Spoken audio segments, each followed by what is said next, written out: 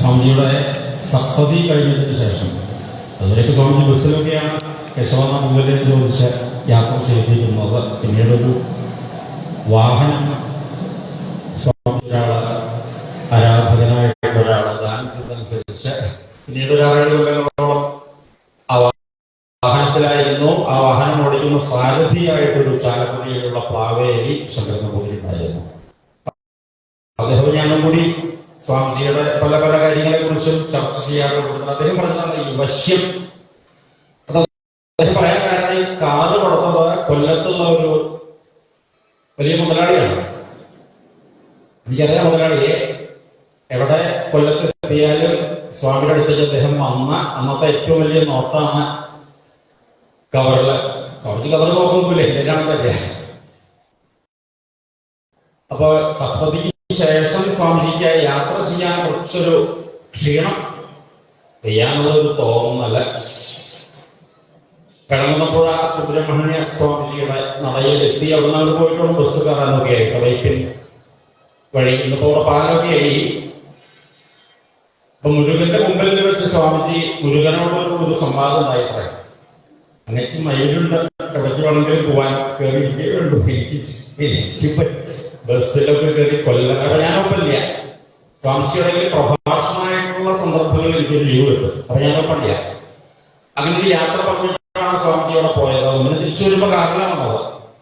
അപ്പൊ ആ കാറിൽ വരാൻ വേണ്ടിയാണ് ഈ പ്ലാവേലി അദ്ദേഹം ചാലക്കുടിയിലുള്ള പ്രൈവറ്റ് കമ്പനികളിൽ അവിടെ ജോലിക്കാരനൊക്കെ ആയിരുന്നു. ബദരിയിൽ യാത്രയിലൊക്കെയാണ് സുഹൃത്തായി മാറുന്നത്. മുമ്പ് തന്നെ അറിയാമെങ്കിലും ഈ വശ്യം അദ്ദേഹം പറയാൻ കാരണമുണ്ട്. വെറുതെ ഇല്ല. സ്വാമിജി അങ്ങനൊരു വശ്യം ആണ് സ്വാമിജിയുടെ പ്രത്യേകത എന്ന് പറയാൻ കാരണം ഈ കാറ് കൊണ്ടുവരാൻ വേണ്ടി അവിടെ പ്ലാവേലി ചെന്നപ്പോ കൊല്ലത്ത് ചെന്നപ്പോ അദ്ദേഹം ഈ കാറ് ദാനം സ്വാമിജിക്ക് ചെയ്തുകൊണ്ട് താക്കോല് സ്വാമിജി പ്ലാവേലി എത്തിച്ചുകൊണ്ട് കാറ് ദാനം ചെയ്തിട്ട് നമസ്കാരം പറയാം. അപ്പോഴാണ് അദ്ദേഹം പറഞ്ഞത്, സ്വാമിജിയെ കണ്ടാൽ ആരും ഒന്ന് നമസ്കരിച്ചു പോകും. ആരെയും നമസ്കരിപ്പിക്കാനുള്ള ആ ഒരു പ്രഭാവം അത് സ്വാമിജിക്ക് ഈ ഗുരുവായൂരദാസ സ്വാമികളായിരുന്ന കാലത്ത് മാത്രമായിരുന്നില്ല. അദ്ദേഹത്തിന്റെ സെന്റ് തോമസ് കോളേജിലെ വിദ്യാർത്ഥിയായിരുന്ന കാലഘട്ടത്തിലും ആറാം സഖാവായിട്ട് യാത്ര ചെയ്യുന്ന കാലഘട്ടത്തിലും അതിനു മുമ്പ് കുട്ടിയായിരിക്കുന്ന രാമകോവിലകത്ത് വന്ന് കിടന്ന രവിവർമ്മ എന്ന വിദ്യാർത്ഥിയായിരുന്ന കാലഘട്ടത്തിലുണ്ടായിരുന്നു എന്നെല്ലാം പിന്നീട് എന്റെ ചില പഠനത്തിൽ കൂടി സ്വാമിജിയെ കുറിച്ച് ഞാൻ ഇവിടെ പറയണതാണ്. ഏതായാലും ഇന്നത്തെ ഈ സത്രത്തിന്റെ 5ാം ദിവസത്തിലേക്ക് നമുക്കിത് കടന്നു വരാം. കേരളത്തിന്റെ വന്ദന ശ്ലോകത്തോടുകൂടി വന്ദിച്ചപ്പോൾ സ്വാമിജിയുടെ അല്ലെങ്കിൽ തന്നെ ഇവിടെ വന്ന നമ്മുടെ എല്ലാവരുടെയും കൂടെ ആ വശ്യവുമായി പുഞ്ചിരിയുമായിട്ടൊപ്പമുണ്ട്. ആ ഗുരുവന്ദനത്തോടുകൂടി നമുക്ക് ഇന്നത്തെ ഈ കൃഷ്ണ കഥകളിലേക്ക് കടന്നു വരുന്നതിന് മുമ്പ് ഞാനൊരു നേരത്തെ പറഞ്ഞതുമാതിരി ഈ പാട്ട് പാടുക ഇങ്ങനെ എന്റെ മോഹം കൂടി വരുന്നുണ്ട്. ഒരു പാട്ട് ഇന്നലെ പാടിയതാണ്, മിനിയാന്ന് പാടിയതാണ്. മിനിയാന്നൊക്കെ പാട്ട് പാടുന്ന ഒരാള് വന്നപ്പോൾ ഇങ്ങനെ ഹരികൃഷ്ണനെ കൊണ്ട് ഞാൻ പാടിപ്പിച്ചു. ഇന്നലെയും സംഗീതത്തിലെല്ലാം ഡിഗ്രിയും PG ഒക്കെ ആയിട്ടുള്ള നാഗരാജൻ വന്നപ്പോഴും ഞാൻ പാടിപ്പിച്ചു. ഞാനൊന്ന് തന്നെ പാടി നോക്കട്ടെ.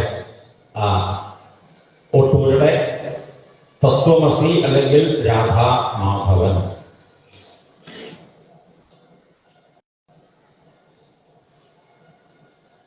വലിയ രാഗസ്ഥാനത്തിലൊന്നും പോകുന്നില്ല. പാടിപ്പിച്ച് കഥയിലേക്ക് കേൾക്കാം. ഗോവിന്ദനാമസങ്കീർത്തനം ഗോവിന്ദ ഗോവിന്ദ.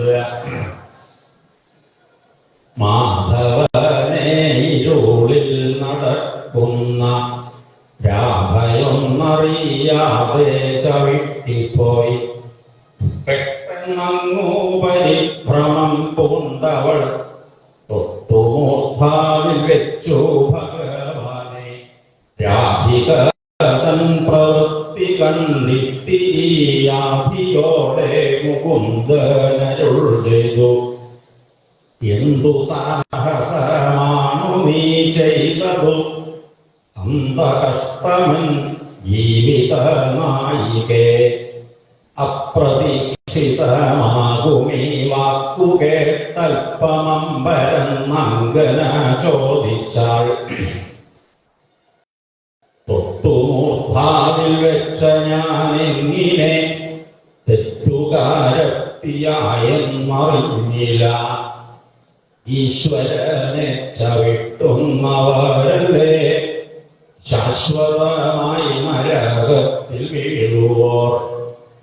പ്രേയസിയുടെ മുഞ്ചൊന്നതായൊരു ന്യായമേറും കളമൊഴി കേൾക്കവേ നിത്യസംഭുല്ലമാകും മുഖാംബുജമത്യധീകമാമാഭിയാൽ മ്ലാനമായി ഓമലാളെ അനിർവചനീയമാം പ്രേമമാർദ്ദവമോടെ തിരുമാറിൽ ചേർത്തു പുൽകിട്ടു ബാഷ്പമാം മുത്തുകൾ ചാർത്തി നാരി കുച കുങ്കുമങ്ങളിൽ വൽകുവായി നെടുവിട്ടുകൊണ്ടേവം ഗൽഗതീരുരച്ചാംഗതാഗ്രജൻ.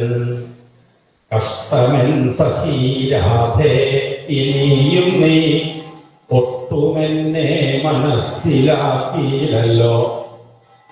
വാസ്തവത്തിൽ നരകാദികളുടെ വാർത്തയൊന്നും എനിക്കു തിരിയില്ല. പ്രേമമെന്ന രണ്ടക്ഷരം മാത്രമെൻ കോമളമാം മനസ്സിനറിഞ്ഞിടാം. ആട്ടെ ഞാനൊരു കാര്യം ഭവതിയോ ഇഷ്ടസോദരി ചോദിച്ചിടട്ടെയോ. നിന്റെ ഈ ഇടം കാൽ കൊണ്ടു നീ തന്നെ മറ്റേ കാലിന്മേലൊന്നു ചവിട്ടിയാൽ പാപം തീരുവാൻ വേണ്ടി നീ ദക്ഷിണപാദം തൊട്ടു തലയിൽ വയ്ക്കാറുണ്ടോ? ആയതൂപതിയില്ലെങ്കിൽ എന്നോടു നീ ഇതേവിധം ചെയ്തതു കഷ്ടമായി. നിന്നോടു നീ പെരുമാറിടും വിധമെന്നോടും പെരുമാറുന്നതാണിഷ്ടം. രണ്ടിച്ചുള്ളൊരി നിന്റെ പെരുമാറ്റമൊന്നിച്ചു ചേർന്നിരുന്നൊരൻ ജീവനെ ഖണ്ഡിച്ച പോലെ വല്ലാത്ത വേദന ഒന്നിച്ചു നെഞ്ചിലെന്നോ ധരിക്കീ. നമ്മൾ തമ്മിൽ കടുകോളമന്തരം നിർമ്മിച്ചിടുന്ന വേലകളെ ഒന്നും പാർത്തിടുന്നതെനിക്കതീതന്തമാം. വാസ്തവത്തിൽ നാം രണ്ടാവുമൊന്നല്ലോ. മാധവൻ തന്നെയല്ലയോ രാധിക, രാധിക തന്നെയല്ലയോ മാധവൻ. സങ്കീർത്തനം ഗോവിന്ദ ഗോവിന്ദ. തത്വമസി എന്നാണ് കവി കാവ്യകൗസ്തുഭം. കാവ്യകൗസ്തുഭം ഗുരുവായൂരപ്പന്റെ അവിടെ നിന്ന് അദ്ദേഹത്തിന് കൊടുത്തതായ ഒരു പുരസ്കാരമായിരുന്നു. അദ്ദേഹം ഈ കവിതയ്ക്ക് പേരിട്ടത് തത്വമസി അഥവാ രാധാമാധവൻ എന്നാണ്.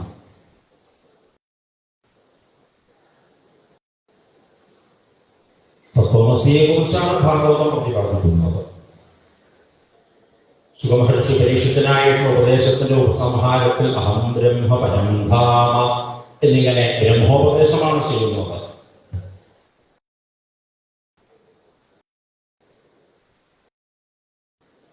ഈ തത്വമസി അഥവാ ബ്രഹ്മം എന്നതിന്റെ പര്യായമായിട്ട് ഇങ്ങനെയൊരു രാധാമാധവൻ എന്നെങ്ങനെ നമുക്ക് മനസ്സിലാക്കാം? തത്വമസി എന്നതും രാധാമാധവൻ എന്നതും ഒന്നു തന്നെ. ബ്രഹ്മം എന്നതും ഈ ബ്രഹ്മതത്വം ജഗൽ മിഥ്യ എന്ന ആചാര്യസ്വാമികളുടെ എല്ലാം വചനങ്ങളോട് കൂടിയ കാര്യങ്ങൾ നമുക്ക് മനസ്സിലാക്കാവുന്ന ഒരു അഭിനയമാണ് രാധയും കൃഷ്ണനും തമ്മിൽ അഭിനയിച്ചത് എന്നത്. തത്വമസി അല്ലെങ്കിൽ രാധാമാധവൻ എന്നാണ് ഈ കവിതയ്ക്ക് അദ്ദേഹം പേരിട്ടിട്ടുള്ളത്. നമ്മളിത് കേൾക്കുമ്പോ വൃദ്ധഭവനത്തിൽ വന്ന് അങ്ങനെ കളിച്ച് ഓടക്കുഴലിൽ പിടിച്ച് പശുക്കളെയും മേച്ചു നടന്ന ഒരു കാട്ടിലെ കാലിയെ മേച്ചു നടക്കുന്ന കൃഷ്ണൻ അവിടെ ഉണ്ടായിരുന്ന ഒരു വനവാസിതയായ രാധാറാണിയെ പ്രേമിച്ചു എന്ന അർത്ഥത്തിലാണ് ഇപ്പൊ മനസ്സിലാക്കുന്നത്. അങ്ങനെ മനസ്സിലാക്കാനല്ല ശ്രീമദ് ഭാഗവതം. നമുക്ക് ആരോടെല്ലാം അടുപ്പമുണ്ടോ, ആരോടെല്ലാം നമ്മൾ തമ്മിലുള്ള ഒരു ബന്ധമുള്ളവരാണോ, ഈ ബന്ധമുള്ളവരായ ഓരോരുത്തരും തമ്മിൽ ഇത്തരത്തിൽ പെരുമാറുക, ഇതാണ് കവിതയുടെ സന്ദേശം. എന്നോ രാധയെ കൃഷ്ണന്റെ മഹൃതായ പ്രണയത്തെ കുറിച്ച് ഞാനിവിടെ പറയുമ്പോൾ കേൾക്കാൻ വേണ്ടിയിട്ടല്ല ഈ കവിത. നീ നിന്നോടു തന്നെ പെരുമാറും വിധം എന്നോടും പെരുമാറുന്നതാണിഷ്ടം. ഇത് നമ്മുടെ ജീവിതത്തിൽ ആരോടെല്ലാം നമ്മൾ പെരുമാറുന്നുവോ, ആരെല്ലാം നമ്മുടെ ബന്ധുക്കളായിട്ട് നമുക്കുണ്ടോ, അവരോടെല്ലാം പെരുമാറേണ്ട ഒരു പ്രാക്ടിക്കലാണ് ഈ കവിതയിൽ നിന്ന് നമ്മൾ സ്വീകരിക്കേണ്ടത്. കവിത കേട്ടു രസമായിട്ട് രാധാകൃഷ്ണൻ തമ്മിൽ അങ്ങനെ ഒരു ഗേൾ ഫ്രണ്ടുമായിട്ടും ബോയ് ഫ്രണ്ടുമായിട്ടും അങ്ങനെ ഇരുട്ടത്ത് ചവിട്ടിയിട്ടുണ്ടായതായ സംഭവം മാത്രമല്ല, നമ്മുടെ ജീവിതത്തിൽ ഉണ്ടാകുന്ന എല്ലാ പ്രശ്നങ്ങളെയും പരിഹരിക്കാവുന്ന ഒരു സന്ദേശമാണ് ഈ കവിതയിൽ. ഈ സന്ദേശമാണ് ശ്രീമദ് ഭാഗവതത്തിൽ. ഭാഗവതത്തിന്റെ ആശയങ്ങളെ ജീവിതത്തിൽ പ്രാക്ടിക്കലാക്കിക്കൊണ്ട് ഇത്തരത്തിലുള്ള മഹാകവികൾ അനേക തരത്തിൽ അവരുടേതായ അനുഭവൈകവേദ്യമായ വാക്കുകളിൽ കൂടിയത് ലോകത്തിന് പകർന്നു തന്നിരിക്കുന്നു.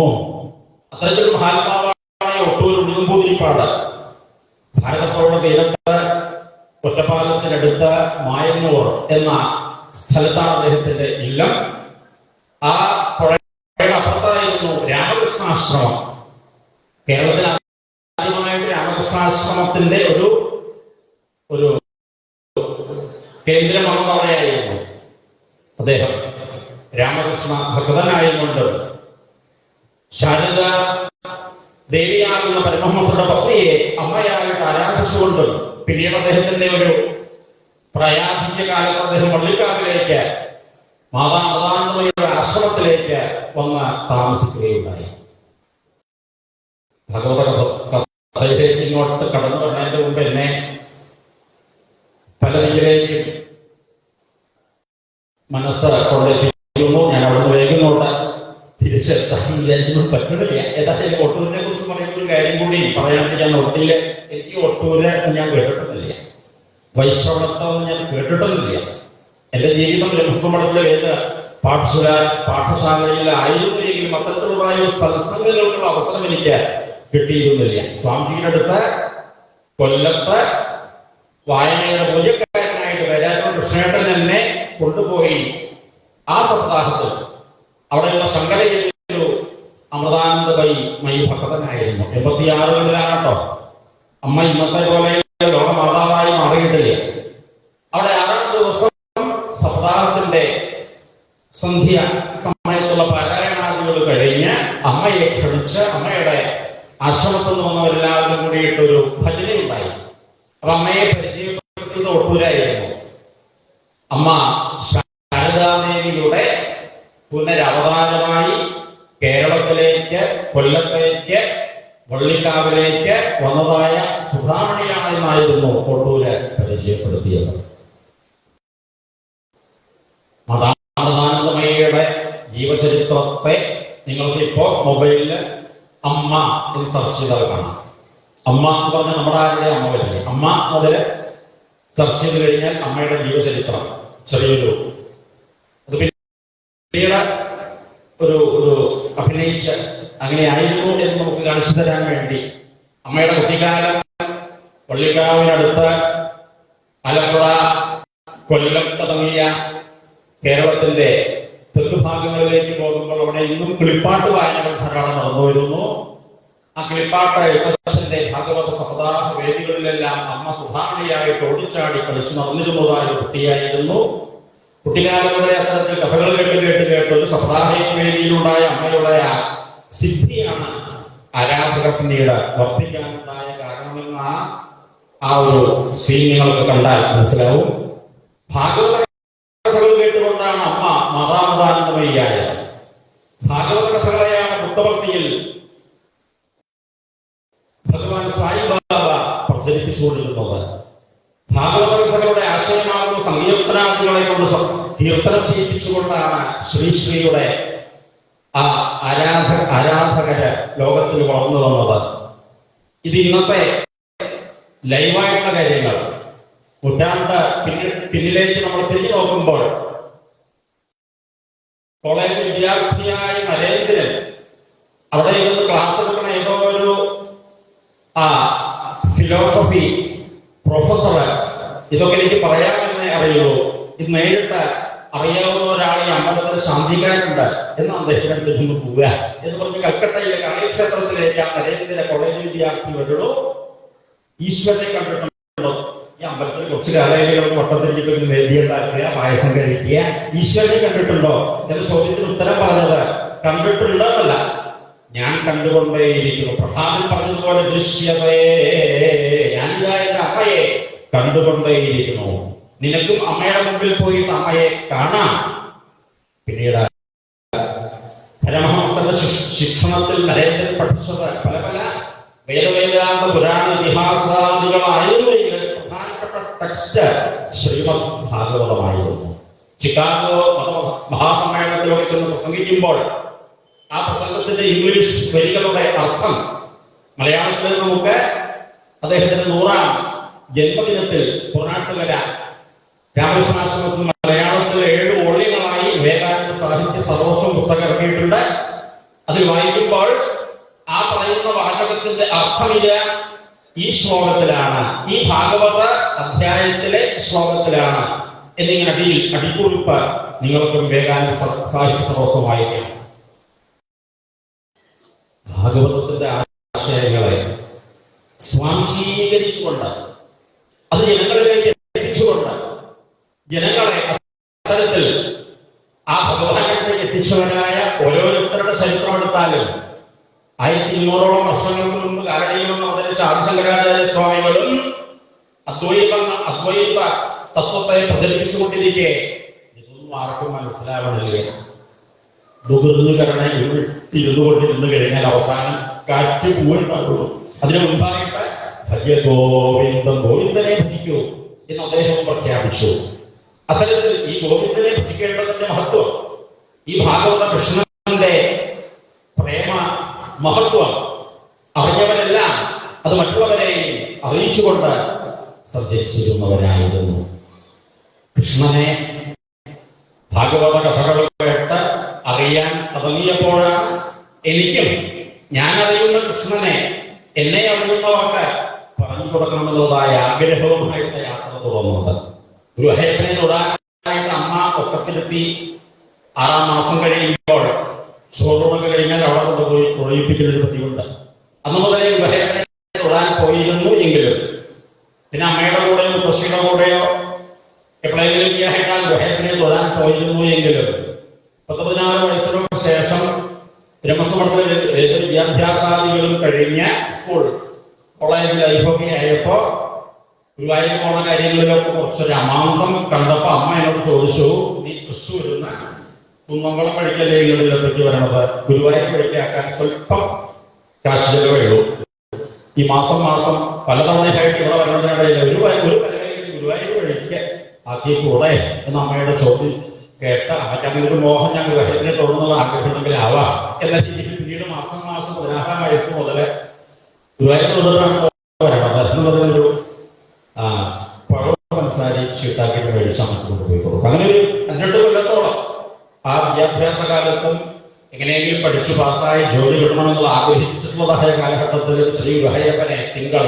ഭജനം എന്നാണെന്ന് പറയാം, മാസം തോന്നുന്നതിന് തിങ്കൾ ഭജനം എന്ന് പറയും.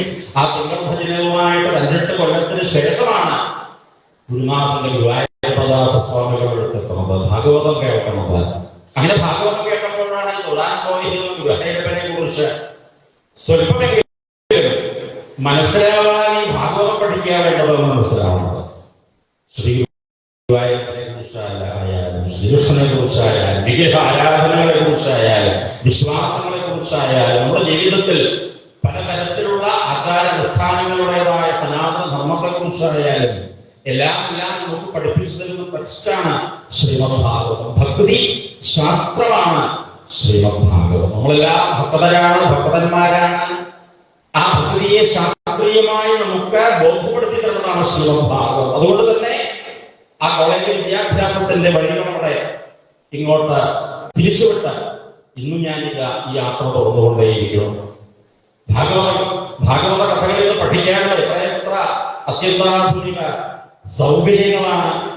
പഠിക്കാൻ നമുക്ക് തയ്യാറാവുകയേ വേണ്ടു. പക്ഷേ ഈ പഠനത്തിലേക്ക് കടന്നു വരാറാകുന്ന എളുപ്പമല്ല.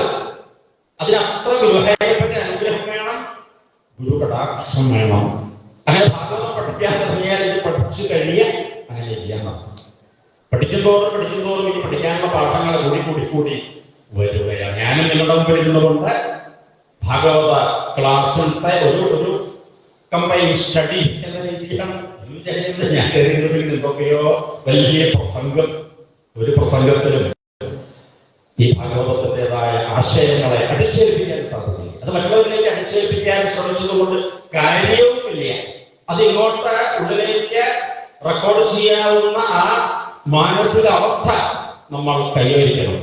അതിനായി ജീവിതത്തിൽ ചിട്ടയോടുകൂടി ജീവിതം, ആചാരങ്ങൾ, അനുഷ്ഠാനങ്ങള്, വിശ്വാസങ്ങള്, വിഗ്രഹ ആരാധനകള് ഞാൻ നേരത്തെ പറഞ്ഞതിന്റെ വീണ്ടും എടുക്കട്ടെ. 16 വയസ്സ് മുതലാണ് ഗുരുവായൂർ പോയി തൊഴുതു വന്നുകൂടെ എന്ന ചോദ്യത്തിന് അമ്മയ്ക്ക് സന്തോഷമാവട്ടെ എന്ന് വിചാരിച്ച് 18 കൊല്ലമായിട്ട് ഗുരുവായൂരപ്പനെ തൊഴുതതിന്റെ എല്ലാം പരിണത ഫലമാണ് ഈ ഗുരുവായൂരപ്പദാസ സ്വാമിയുടെ മുമ്പിലേക്ക് ഞാൻ എത്തിച്ചേർന്നത്. ആധ്യാത്മികതയുടെ ഗുരുവിനെ അന്വേഷിച്ചു പോകേണ്ട ആവശ്യമില്ല. ആധ്യാത്മികതയുടെ അറിയാനുള്ള ആ ശിഷ്യഭാവം നമുക്കായി കഴിഞ്ഞാൽ ഉത്തമ ഗുരുനാഥൻ നമ്മുടെ മുമ്പിലേക്ക് വന്നു ചേരും. ആ ഗുരുനാഥനെ ആരെന്ന് പറയാൻ പറ്റില്ല. അത് ജീവിതത്തിലെ ഏതൊരു ബന്ധുവാണെന്ന് പറയാൻ സാധിക്കില്ല. അർജുനൻ കുരുക്ഷേത്ര യുദ്ധഭൂമിയിൽ വെച്ച് അത്തരത്തിൽ ഞാൻ കൃഷ്ണ തന്നെ ഇതുവരെ അളിയനായിട്ട് വിചാരിച്ചു പേരോട് വിളിക്കാൻ വേണ്ടി താനെ ഏറ്റപ്പങ്ങനെ പേരിൽ വന്നു മാത്രമേ ഉള്ളൂ. ഞാനിനി അങ്ങയുടെ ശിഷ്യനാവുള്ളൂ എന്നിങ്ങനെ എപ്പോൾ അർജുനൻ ശിഷ്യനായോ അപ്പോഴാണ് ഭഗവാന്റെ ഗീതോപദേശം. നമ്മളിവിടെ ശിഷ്യനാവാനാണ് ശ്രമിക്കേണ്ടത്. ശിഷ്യനാവാനുള്ള ശ്രമത്തിൽ ഗുരു നമ്മുടെ മുമ്പിലേക്ക് എത്തിച്ചേരും. ആ ഗുരുവിനെ ഭഗവാൻ പറഞ്ഞയക്കും. ഗുരുവായൂർ വരാനത് മറ്റാരുമല്ല, ഗുരുവായൂരപ്പൻ തന്നെ. സ്വാമിജിയുടെ കൂടെ ആ ഒരു കോളേജ് ലൈഫിൽ ഇങ്ങോട്ട് വഴി തിരികെ പിന്നെ അങ്ങനെ യാത്രകൾ വലുതുമായ സ്വാമിജിയുടെ പല ആരാധകരുടെയും ശങ്കരേയ തുടങ്ങിയ ഭക്തന്മാരുടെയും അടുത്തേക്ക് ഞാനിങ്ങനെ സ്വാമിജി ഇന്നിപ്പോ ഞാൻ വെളുത്ത താടിയായി, അന്ന് സ്വാമിജി വെളുത്ത താടി, ഞാൻ കറുത്ത താടി, അങ്ങനെയായിട്ട് ചെല്ലുമ്പോ അപ്പൊ സ്വാമിജിയുടെ ശിഷ്യനാവുമല്ലേ എന്ന് പറയുമ്പോൾ സ്വാമിജിയോട് ചോദിക്കുമ്പോ സ്വാമിയുടെ മറുപടി പ്രകാരമായിരുന്നു അത് ഇയാള് എന്റെ ശിഷ്യനാണെന്ന് വെച്ചാൽ ഞാൻ ഗുരു ആവട്ടെ എന്നായിരുന്നു ചോദ്യം. ഗുരുവായൂരപ്പൻ, അതാണ് സ്വാമിജി ആ പേര് സ്വീകരിക്കാൻ കാരണം. ഗുരുവായൂരപ്പദാസൻ, ഗുരുവായൂരപ്പനെയാണ് ഗുരുനാഥനായി സ്വീകരിക്കണം. ശ്രീകൃഷ്ണനെയാണ് അതിൽ ഗുരുനാഥനായി സ്വീകരിക്കുന്നത്. ഗുരുനാഥനായിട്ട് വരുന്ന ഒരാള് ഗുരുവായൂരപ്പനായിട്ട് തന്നെ കാണാനാവണം. ഗുരു ബ്രഹ്മ, ഗുരു വിഷ്ണു, ഗുരുദേവോ മഹേശ്വര. ഇവിടെ ഭാഗവതത്തിലേക്ക് നമുക്ക് തിരിച്ചു വരാം. ഈ ഗോപികമാർക്ക് കിട്ടിയ ഭാഗ്യം, ഗോപന്മാർക്ക് കിട്ടിയ ഭാഗ്യം, ഭക്യവാസികൾ എന്ന പേരിൽ യമുനാതീരത്തെ വനവാസികളായി ജീവിക്കുന്നവർക്ക് കിട്ടിയ ഭാഗ്യം, അവരുടെ ഗുരുനാഥനായി അവരുടെ അടുത്തേക്ക് ഭഗവാൻ അനുവദിച്ചില്ലേ. ഞാൻ നേരത്തെ പറഞ്ഞതുമാതിരി ഗുരുവായൂർ ഗുഹയപ്പൻ ഇങ്ങോട്ട് വരാറാവണച്ചാൽ അതിനുള്ള യോഗ്യത നേടണേ. അപ്പൊ പ്രതിവാസികൾ എല്ലാവരും തന്നെ അത്തരത്തിൽ യോഗ്യത നേടിയവരായിരുന്നു. അതുകൊണ്ട് മധുര പട്ടണത്തിലെ അമ്മാവന്റെ കംസന്റെ ജയിലിലും അവതരിച്ച വിഷ്ണുവായ ഭഗവാൻ ദേവകീ വസുദേവന്മാരുടെ മുന്നിൽ പ്രത്യക്ഷപ്പെട്ടത് തമത്ഭുതമുണ്ട് അലകം ചതുർഭുജം ആയുധം 4 കൈകളൊക്കെയായിട്ട് തന്നെയായിരുന്നു. ഈശ്വരനായിട്ടായിരുന്നു. ഈശ്വരനായി ഞാൻ ഇപ്പോൾ ഈ ചെറിയൊരു ഉണ്ണിയായിട്ട് മാറും എന്ന് അച്ഛനമ്മമാരോട് പറഞ്ഞ് അച്ഛനെ എന്നെ എടുത്ത് ഈ യമുനയുടെ മറുകരയിലേക്ക് അവിടെ എന്നെ കാത്തിരിക്കുന്നവരായ കുറേ പേരുണ്ട്. എനിക്ക് അവരുടെ കൂടെ കളിച്ച് രസിച്ച് വളരണം എന്ന രീതിയിൽ ഭഗവാൻ തന്നെ പറഞ്ഞതനുസരിച്ചാണ് ആ ഗോകുലത്തിലേക്ക് കൊണ്ടുപോയിട്ട് ഉണ്ണിയെ കടത്തുന്നത്. അവിടെ ഉണ്ണിയായിട്ട് ഭഗവാൻ ഇതാ വളർന്നു വരുമ്പോൾ വികൃതിയായ കഥകളൊക്കെ മണിവണ്ണൻ ഇപ്പോൾ വർണ്ണിച്ചു കഴിഞ്ഞു. വികൃതി സത്യയുടെ അമ്മ തന്നെ ഉരലിന്മേൽ പിടിച്ച് കെട്ടിയപ്പെട്ടപ്പോൾ ഉണ്ടായ പേരാണ് ദാമോദരൻ. ഇങ്ങനെ പല പല പേരുകൾ ഭഗവാൻ ഉണ്ടായത് ആ വികൃതികളിൽ കൂടിയാണ്. വികൃതിയായ ഭഗവാന് പല പല പേരുകൾ ഉണ്ടായതുകൊണ്ട് ആ ഗോകുലത്തിലുള്ള പൂതന മോക്ഷാദികളാകുന്ന കഥകളും പിന്നീട് ഇങ്ങോട്ട് വൃന്ദാവനത്തിലേക്ക് താമസം മാറ്റിയിട്ടുള്ള അഘാസുര മോക്ഷാദികള് ബ്രഹ്മമോഹനാദികളാകുന്ന കഥകൾ അത്രേ പറയാൻ സമയമുള്ളൂ. നമുക്ക് അങ്ങോട്ട് വേഗം ഓടി ഇപ്പോൾ വായിച്ച ആ രാസലീലാദികളിലേക്ക് എത്തിച്ചേരാൻ വിചാരിക്കുന്നു. അപ്പൊ വൃന്ദാവനത്തിൽ വന്നിട്ടുള്ള കളികളിൽ ഭഗവാനോട് കളിക്കാൻ വേണ്ടി വന്നവരായ കംസ മന്ത്രിസഭയിലുള്ളവരായ ഓരോരുത്തരെയും ആ വത്സാസുരനെ, ബകാസുരനെ, അഘാസുരനെ എല്ലാം ഭഗവാൻ കളിയായി കഥ കളിക്കുന്നത്. ധേനുകാസുരനെയും പ്രളംബാസുരനെയും ബലരാമസ്വാമികൾ കളിയായി മോക്ഷം കൊടുക്കുന്നത്.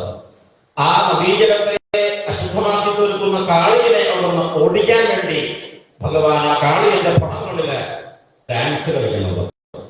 അങ്ങനെ ഒരു ഡാൻസ് കളിക്കാൻ കൃഷ്ണന് ആരാ ഈ ഡാൻസ് പഠിപ്പിച്ചത് എന്ന് കൃഷ്ണനോട് ചോദിച്ചാൽ ഭഗവാൻ പറയും, എന്റെ ഡാൻസ് ടീച്ചർ ഈ വൃന്ദാവനത്തിലുള്ള ഒരു രാധാറാണിയാണ് എന്ന് ഭഗവാൻ പറയും. രാധാറാണിയാണ് ഭഗവാൻ ഡാൻസ് പഠിപ്പിച്ചത്. വൃന്ദാവനത്തിലേക്ക് നമ്മൾ വീണ്ടും കഥ പറയണതിന്റെ ഇടയ്ക്ക് ഇതുവരെ ഭാഗവതത്തിലുള്ള വരികൾ വായിച്ചുകൊണ്ട് ഞാൻ കഥ പറയലായിരുന്നു. വൃന്ദാവനത്തിൽ പോയിട്ടൊക്കെ താമസിച്ച് അവിടെയുള്ള പ്രജവാസികളുടെയൊക്കെ കൂടെ കൂടിക്കൊണ്ട് ഇപ്പോൾ കഥ പറയുമ്പോഴേക്കും രാധാറാണി എന്നെ വൃന്ദാവനത്തിലേക്ക് അങ്ങോട്ട് വിളിക്കുന്നത് പോലെയാണ്. അവിടെ റാണി എന്ന പരമേശ്വരിയുടെ രസകരങ്ങളായ പ്രേമകഥകൾ വലതുകൊണ്ട് അത് ഭാഗവതത്തിലേക്കാൾ കൂടുതൽ ഗർഗഭാഗവത്തിൽ ഗംഗാചാര്യര് ഈ വൃന്ദാവന രാധാകൃഷ്ണ പ്രേമലീലകള് വിവരിക്കുന്നുണ്ട്. വൃന്ദാവനത്തിൽ ഇന്നും നമ്മൾ ചെല്ലുമ്പോൾ അവിടെ രാസലീല എന്ന പേരിൽ ഈ ദശമസ്കന്ധ കഥകളുടെ ദൃശ്യ ആവിഷ്കരണമുണ്ട്. കൃഷ്ണാട്ടം കളി എന്ന പോലെ ആ കളി നമുക്ക് കണ്ടിരുന്ന് ആസ്വദിക്കാം. ഭാഗവത കഥകൾ അറിയുന്നവർക്ക് ഇത് ഇന്ന അധ്യായത്തിലെ കഥയാണ്, ഇന്ന ദാമോദര ലീലകളാണ് നമുക്ക് മനസ്സിലാക്കുക. അപ്പൊ അത്തരത്തിൽ രാസലീല എന്ന അത്തരമൊരു ചിത്രീകരണത്തിൽ അവിടെയുള്ള പ്രവാസികളാവുന്ന ഗോപന്മാര് അഭിനയിക്കുന്ന നാടകത്തിൽ ഉള്ള ഒരു രംഗം അതാണ് ഞാനിപ്പോൾ പറഞ്ഞത്. എന്റെ ടീച്ചർ രാധാറാണിയാണ്. അപ്പൊ ഈ ടീച്ചർ രാധാറാണിയുടെ കൊട്ടാരം വൃന്ദാവനത്തിൽ ബർസാന എന്ന് പറയും. ഗോകുലത്തിലാണ് കൃഷ്ണനായി അവിടെ ചെന്ന് നന്ദഗോപുരടുത്ത് കിടന്നതും ആ ഗോകുലത്തിൽ തന്നെയാണ് രാധയായിട്ട് താമരപുഷ്പത്തിൽ അവതരിച്ചത്. ആ താമരപുഷ്പത്തിൽ കണ്ട കുട്ടിയെ വൃഷഭാവി എന്ന ഗോപൻ വളർത്തുന്നു. അവിടെ പ്രത്യക്ഷപ്പെട്ട സ്ഥലത്തിന്റെ പേര് റാവൽ എന്നാണ്. അപ്പൊ കൃഷ്ണ വൃന്ദാവനത്തിലേക്ക് നന്ദഗോപനോടുകൂടി കുടുംബസമേതം താമസം മാറ്റിയതുപോലെ ഈ വൃഷഭാവനവും തന്റെ പുത്രിയായ രാധാറാണിയോടൊപ്പം ഗോകുലത്തിൽ നിന്ന് റാവലിൽ നിന്ന് വൃന്ദാവനത്തിലേക്ക് താമസം മാറ്റി. വൃന്ദാവനത്തിലേക്ക് താമസം മാറ്റി അവിടെ പിന്നീടുള്ള കാലം മധുരയിലേക്ക് പോകുന്നത് വരെ കൃഷ്ണൻ താമസിച്ച കൊട്ടാരം ഒരു ചെറിയ പർവ്വതത്തിന് മുകളിലാണ്. ആ പർവ്വതത്തിന്റെ പേര് മഹേശ്വര പർവ്വതമാണ്. ആ മഹേശ്വര പർവ്വതത്തിൽ അത് ഭഗവാൻ താമസിക്കുന്ന കൊട്ടാരം നമുക്ക് ഇന്നും പോയിട്ട് കാണാം. അവിടെ ഭഗവാൻ 3 വയസ്സോട് കൂടി ഒന്ന് താമസമാക്കിയപ്പോഴേക്കും പശുക്കുട്ടികളെ മേയ്ക്കാനൊക്കെയായിട്ട് തുടങ്ങുന്നു. രാധയുടെയും കൃഷ്ണന്റെയും തമ്മിലുള്ള പ്രായത്തിനെ കുറിച്ചൊക്കെ പല അഭിപ്രായ വ്യത്യാസങ്ങളുണ്ട്. ആ വിഷയത്തിലേക്ക് നമ്മൾ ഇപ്പോൾ കടക്കണ്ട. രാധാറാണി കുട്ടിയായിരിക്കുമ്പോൾ അച്ഛൻ സുഭാഗത്തോടുകൂടി വന്നു താമസിച്ച ഈ ബർസാന അത് മറ്റൊരു പർവ്വതമാണ്. ബ്രഹ്മാവാണ് പർവ്വതമായിട്ട് അവിടെ നിലകൊള്ളുന്നത്. ബ്രഹ്മാവ് ബർസാനയായിട്ടും ശിവൻ ഈ കൃഷ്ണന്റെ കൊട്ടാരമായിട്ടും പിന്നെ വിഷ്ണു തന്നെ ഗോവർദ്ധന പർവ്വതമായിട്ടും ബ്രഹ്മാവിഷ്ണു മഹേശ്വരന്മാരുടെ സാന്നിധ്യമാണ് ഈ 3 പർവ്വതങ്ങളും. അപ്പൊ രാധാറാണിയുടെ കൊട്ടാരം ബർസാന, അവിടുന്ന് ഒരു 9 കിലോമീറ്ററോളം ദൂരത്തിലായിട്ടാണ് കൃഷ്ണന്റെ കൊട്ടാരം. കൃഷ്ണൻ അവിടെ 4 വയസ്സുകാരനായി LKG ഒക്കെ കഴിഞ്ഞ് UKG അവിടുത്തെ കുട്ടികൾക്ക് ഞാൻ വലിയ ആളായി ഒരു തോന്നല് വരും. അങ്ങനെ ഒരു 3-4 വയസ്സ് പ്രായത്തിൽ അങ്ങനെ കൂട്ടുകാരുമൊത്ത് കളിച്ച് പശുക്കുട്ടികളൊക്കെ വെച്ച് നടക്കുന്നതിനിടയിലാണ് അവര് ദൂരെയായിട്ട് വേറെ ടീമിനെ കണ്ടത്. ടീമിനെ കണ്ടപ്പോ നമ്മളെ പോലെ അല്ലല്ലോ അവര് എന്നവര് ദൂരേക്ക് എല്ലാവരും കൂടി നോക്കി. നമ്മളിവിടെ പല ടീമുമായിട്ട് ഗോപാലന്മാരായിട്ട് പശുക്കുട്ടികളെ മേടിച്ചു നടക്കുന്നു. പശുക്കുട്ടികളെ മേടിച്ചു നടക്കുന്നുള്ളൂ. എന്താണ് അവരുടെ ഈ ടീമായിട്ട് നടത്തുന്നതിന്റെ ഉദ്ദേശം? ദൂരെ നിന്നവരെ കണ്ടപ്പോൾ തന്നെ ആകെ ഒരു ഭ്രമം തോന്നി. അത്ര സുന്ദരിയാണ് അവരുടെ ആ സഖിമാരുടെ കൂട്ടത്തിൽ രാധാറാണിയാണ് അതിന്റെ ലീഡർ. രാധാറാണിയോടുകൂടിയ രാധാറാണിക്ക് പ്രധാനപ്പെട്ട 8 സഖിമാരാണ്. 8 സഖിമാരുടെ കൊട്ടാരങ്ങൾ അവിടെ അവസാനിക്കെടുത്തുന്നത്. ആ സഖിമാരോടുകൂടിയ രാധാറാണിയെ ദൂരെ നിന്ന് കൃഷ്ണൻ കണ്ടിട്ടില്ല. കൊള്ളാലോ, കുട്ടി കൊള്ളാലോ. കൃഷ്ണൻ അങ്ങനെയാണ്, ആരെ കണ്ടാലും കൊള്ളാലോ എന്ന് പറഞ്ഞാൽ കൊള്ളണവരെയൊക്കെ പാട്ടിലാക്കുന്ന സ്വഭാവം ഉണ്ടല്ലോ. അത് മറ്റുള്ള കൂട്ടുകാർക്കും അറിയാം. കൊള്ളാം, എന്താ തരക്കടൊന്നുമില്ല, നമുക്കൊന്ന് പരിചയപ്പെടുക എന്നൊക്കെ പറഞ്ഞ് അവർ തമ്മിലുള്ളതായ പരിചയപ്പെടല്. അപ്പോ എന്റെ അച്ഛൻ പ്രധാനമാണ്, ഞങ്ങളിവിടെ വന്ന് താമസമാക്കിയിട്ട് കുറച്ച്, എന്റെ അച്ഛൻ നമ്മൾ ഗോപരാണ്, ഞങ്ങളിവിടെ വന്ന് താമസമാക്കിയിട്ട് കുറച്ച് കാര്യമായുള്ളൂ എന്നൊക്കെ പറഞ്ഞ് അവരെ ഒരു നഴ്സറി ക്ലാസ്സിൽ എന്നൊക്കെ പറയുന്നതായ പരിചയപ്പെടല്. പിന്നെ ഒരിക്കലാണ് കുട്ടികളെ വെച്ച് നടക്കുന്നതിന്റെ ഇവരിങ്ങനെ ഡാൻസ് കളിച്ചുകൊണ്ടാവാറുണ്ട്. അപ്പൊ പ്രശ്നം ചോദിച്ചു, ഇത് നമുക്ക് പറ്റണത് തന്നെയാണോ ഇത് കൂട്ടുകാർ? അത് നമുക്ക് പറ്റാത്തതൊന്നല്ല, പക്ഷേ സ്ത്രീകളാണ് കൂടുതൽ അതിന്റെ ഒരു സ്റ്റെപ്പ് എടുത്ത് ഡാൻസ് കളിക്കുമ്പോൾ നന്നാവുക. അതിനുശേഷം നമുക്കൊന്ന് നോക്കണ്ടേ എന്ന രീതിയിലാണ് കൃഷ്ണൻ ഡാൻസ് പഠിക്കണമെന്നതായ ഒരു ആഗ്രഹം. ടീച്ചറെ ശരിക്കും വേറെ പോകേണ്ട ആവശ്യമില്ല, നമ്മളൊരു ടീച്ചറെ പരിചയപ്പെട്ടിട്ടുണ്ടോ എന്ന രീതിയിൽ രാധാറാണിയെ തന്നെ ടീച്ചറായിട്ട് സ്വീകരിച്ചു. അങ്ങനെ ഡാൻസ് പഠിപ്പിക്കുന്നതായ രംഗങ്ങളും പഠിക്കുന്നതായ രംഗങ്ങളും അവിടെയുള്ള ഡ്രാമയാണ് ഞാൻ പറയുന്നത്. ഉദാഹരണത്തിൽ കണ്ടുകൊണ്ടിരിക്കുന്ന ഡ്രാമയുടെ കാര്യം ഞാൻ പറയുന്നത്, ആ ടീച്ചറുടെ കൂടെ കൃഷ്ണൻ ഡാൻസ് പഠിക്കുന്നതിനിടയിൽ പെട്ടെന്നുണ്ടായ സംഭവം എന്താ വെച്ചാൽ, ടീച്ചറുടെ മോതിരം കാണാതായി മറ്റു സഖിമാരോട് കൂടിയിട്ടാണ് ബന്ധമായി. മോതിരം എവിടെ മോതിരം അന്വേഷിക്കേണ്ടതുമായി. അപ്പൊ ചില കൂട്ടുകാരികൾ പറഞ്ഞു, ഒരു ശിഷ്യനെ ഒപ്പം അങ്ങനെ പഠിപ്പിക്കാൻ കിട്ടിയിട്ടില്ലേ കൃഷ്ണൻ പഠിക്കാനൊപ്പം ഉണ്ടായത് കൊണ്ടൊരു പക്ഷേ കൃഷ്ണൻ തന്നെയാവും മോതിരം മോഷ്ടിച്ചിട്ടുണ്ടാവുക എന്ന രീതിയിൽ അവരെ മോഷ്ടാവിനെ കൃഷ്ണനെ കൈയോടുകൂടി പിടിക്കുന്നു, ടീച്ചറുടെ കാൽക്കൽ നമസ്കരിപ്പിക്കുന്നു. ഇതൊക്കെ രസകരമായ രംഗങ്ങളാണ് അവിടെ പറഞ്ഞു വന്നത്. ഈ രാധ ടീച്ചർ കുറച്ചൊരു സ്റ്റെപ്പുകൾ പഠിപ്പിച്ചിട്ടുള്ളൂ. ഇപ്പത്തെ രാധ ടീച്ചർ തന്നെ വന്ന കണ്ണുകൊണ്ട് നിൽക്കുക ഡാൻസിൽ കിട്ടി. ഡാൻസ് എവിടെയാ? കാളിന്തിയുടെ മധ്യത്തിൽ, കാളിയുടെ ഭ്രമങ്ങളിൽ. ആ കാളിയുടെ ഭ്രമങ്ങളിലുള്ള ഭഗവാൻ നർത്തനം കണ്ടുകൊണ്ട് ഈ പഠിപ്പിച്ച ടീച്ചറാവട്ടെ കൂടെയില്ല, ഇയാൾ നയൊന്നും തോന്നുന്നില്ല എന്നൊക്കെ പറഞ്ഞവരായ കൂട്ടുകാരികളാവട്ടെ അവരെല്ലാവരും അന്നങ്ങോട്ട് നിൽക്കുക. ഡാൻസ് കളിച്ച് നമ്മളും പതിവുണ്ട്. പക്ഷെ ഇങ്ങനെയൊരു കാളിയാകുന്ന മഹാസർപ്പത്തിന്റെ ഭ്രമങ്ങളില് ഇളകുന്ന സ്റ്റേജില് ഡാൻസ് ചെയ്യാൻ ഈ കൃഷ്ണന് മാത്രമേ സാധിക്കുള്ളൂ. ഈ അവസരത്തിൽ ഗോവിന്ദനായ ഭഗവാന്റെ ആ ഒരു കാളിയമർദ്ദന നർത്തനാദികളൊക്കെ കണ്ട അവസരത്തിൽ ഗോപികമാർക്ക് എല്ലാവർക്കും ഉണ്ടായതായ ഒരു മോഹമായിരുന്നു. ഡാൻസ് പഠിപ്പിച്ച ടീച്ചർക്കടക്കം ഉണ്ടായ ഒരു മോഹമായിരുന്നു ഈ ശിഷ്യന്റെ കൂടെ ഒരു ഡാൻസ് വേണം എന്നുള്ളതായ മോഹം. ഭഗവാനെ മനസ്സിലായി, ഒരാളെ ഉള്ളിൽ എന്തെങ്കിലും ഉള്ളിൽ മോഹം വിചാരിക്കേ വേണ്ടു. അന്തര്യാമിയായ ഭഗവാൻ അറിയാം. ഗോപികമാർക്ക് എല്ലാവർക്കും അത്തരത്തിൽ കൃഷ്ണനോട് കൂടി ഡാൻസ് കളിക്കുന്നതായ മോഹത്തെ ഭഗവാൻ ഇവിടെ സാധിപ്പിച്ചു കൊടുക്കുന്നതും കൂടിയാണ് ഈ ഗ്രൂപ്പ് ഡാൻസ് ആകുന്ന യമുനാതീരത്തെ രാസലീല. അപ്പൊ കാളിയമർദ്ദന നർത്തനമാകുന്ന കഥ കാളിയിലെ രമണഗുരുവിലേക്ക് പറഞ്ഞിരിക്കുന്നത് പ്രളംബാസുരനെയും ധേനുകാസുരനെയും ബലരാമസ്വാമികൾ നിഗ്രഹിക്കുന്നത്. അങ്ങനെ ഓരോരോ അധ്യായങ്ങളുടെയും കഥകള് കാട്ടുതീ വന്നപ്പോൾ വെള്ളക്കൊടിയിൽ മാറ്റി ഭഗവാൻ പിടിച്ച് ഒരു പ്രകൃതി ക്ഷോഭങ്ങൾക്കും അവരെ ഭയപ്പെടുത്താൻ സാധിക്കില്ല എന്ന രീതിയിൽ അവർ നിർഭയരായി മാറുന്ന രംഗങ്ങൾ. പിന്നെ പ്രകൃതിയുടെ ഈ നിരന്തരമുള്ള പരിണാമങ്ങളെ 20-ാം അധ്യായത്തിൽ ശുഭമഹർഷി പാടിക്കൽപ്പിക്കുന്നു. പരിണാമ സിദ്ധാന്തമൊക്കെ നമ്മൾ സയൻസിൽ പഠിക്കുന്നവരാണ്. പരിണാമ സ്വഭാവത്തോടു കൂടിയതാണ് പ്രകൃതി. ഓരോ പരമാണുക്കളും അന്വേഷണം മാറിക്കൊണ്ടേയിരിക്കുന്നു. ആ മാറ്റങ്ങളെ കുറിച്ചെല്ലാം പ്രളയങ്ങളെ കുറിച്ചെല്ലാം 4 വിധമായി 12-ാം സ്കന്ധത്തിൽ ശുഭമഹർഷി പറയും. നിത്യ പ്രളയം, നൈമിത്തിക പ്രളയം, പ്രാകൃതിക പ്രളയം, ആത്യന്തിക ലയമാണ് മോക്ഷം. മുക്തി കൊടുക്കുന്ന മുകുന്ദനായ ഭഗവാൻ ഇവിടെ വന്നിരിക്കുന്നു എന്നതുകൊണ്ട് ഈ മാറുന്ന മാറ്റങ്ങളെല്ലാം എവിടേക്കാണ് ഇപ്പോൾ പ്രവഹിച്ചുകൊണ്ടിരിക്കുന്നത്? ഭഗവാന്റെ അടുത്തേക്ക്. 21-ാം അധ്യായത്തിൽ ഭഗവാന്റെ വേണുഗാനം, ആ മൃണീഗാനം കേട്ട് മൃണീമോഹനായ ഭഗവാനെ കണ്ട് ഭഗവാന്റെ അടുത്ത് എത്താൻ വേണ്ടി പരിണമിച്ചുകൊണ്ടിരിക്കുന്ന പ്രകൃതിയെ ഗോപികമാരാണ് കാണുന്നത്. ഒഴുകുന്ന നദികളെല്ലാം ഇതേവരെ കുതിച്ചു തിരിച്ചു പാഞ്ഞിരുന്നത് സമുദ്രത്തിലേക്കായിരുന്നു. എന്നാൽ സമുദ്രത്തിനും നാഥനായ ജഗന്നാഥനായ ഭഗവാനോടെയുള്ളപ്പോൾ ഈ സമുദ്രത്തിലേക്ക് പോകേണ്ട കാര്യമുണ്ടോ? ഓളങ്ങളായി വന്ന താമര പുഷ്പാദികളെ കൊണ്ട് അവർ ഭഗവാന്റെ പാദങ്ങളില് പുഷ്പാഞ്ജലി ചെയ്തുകൊണ്ടിരിക്കുന്നു.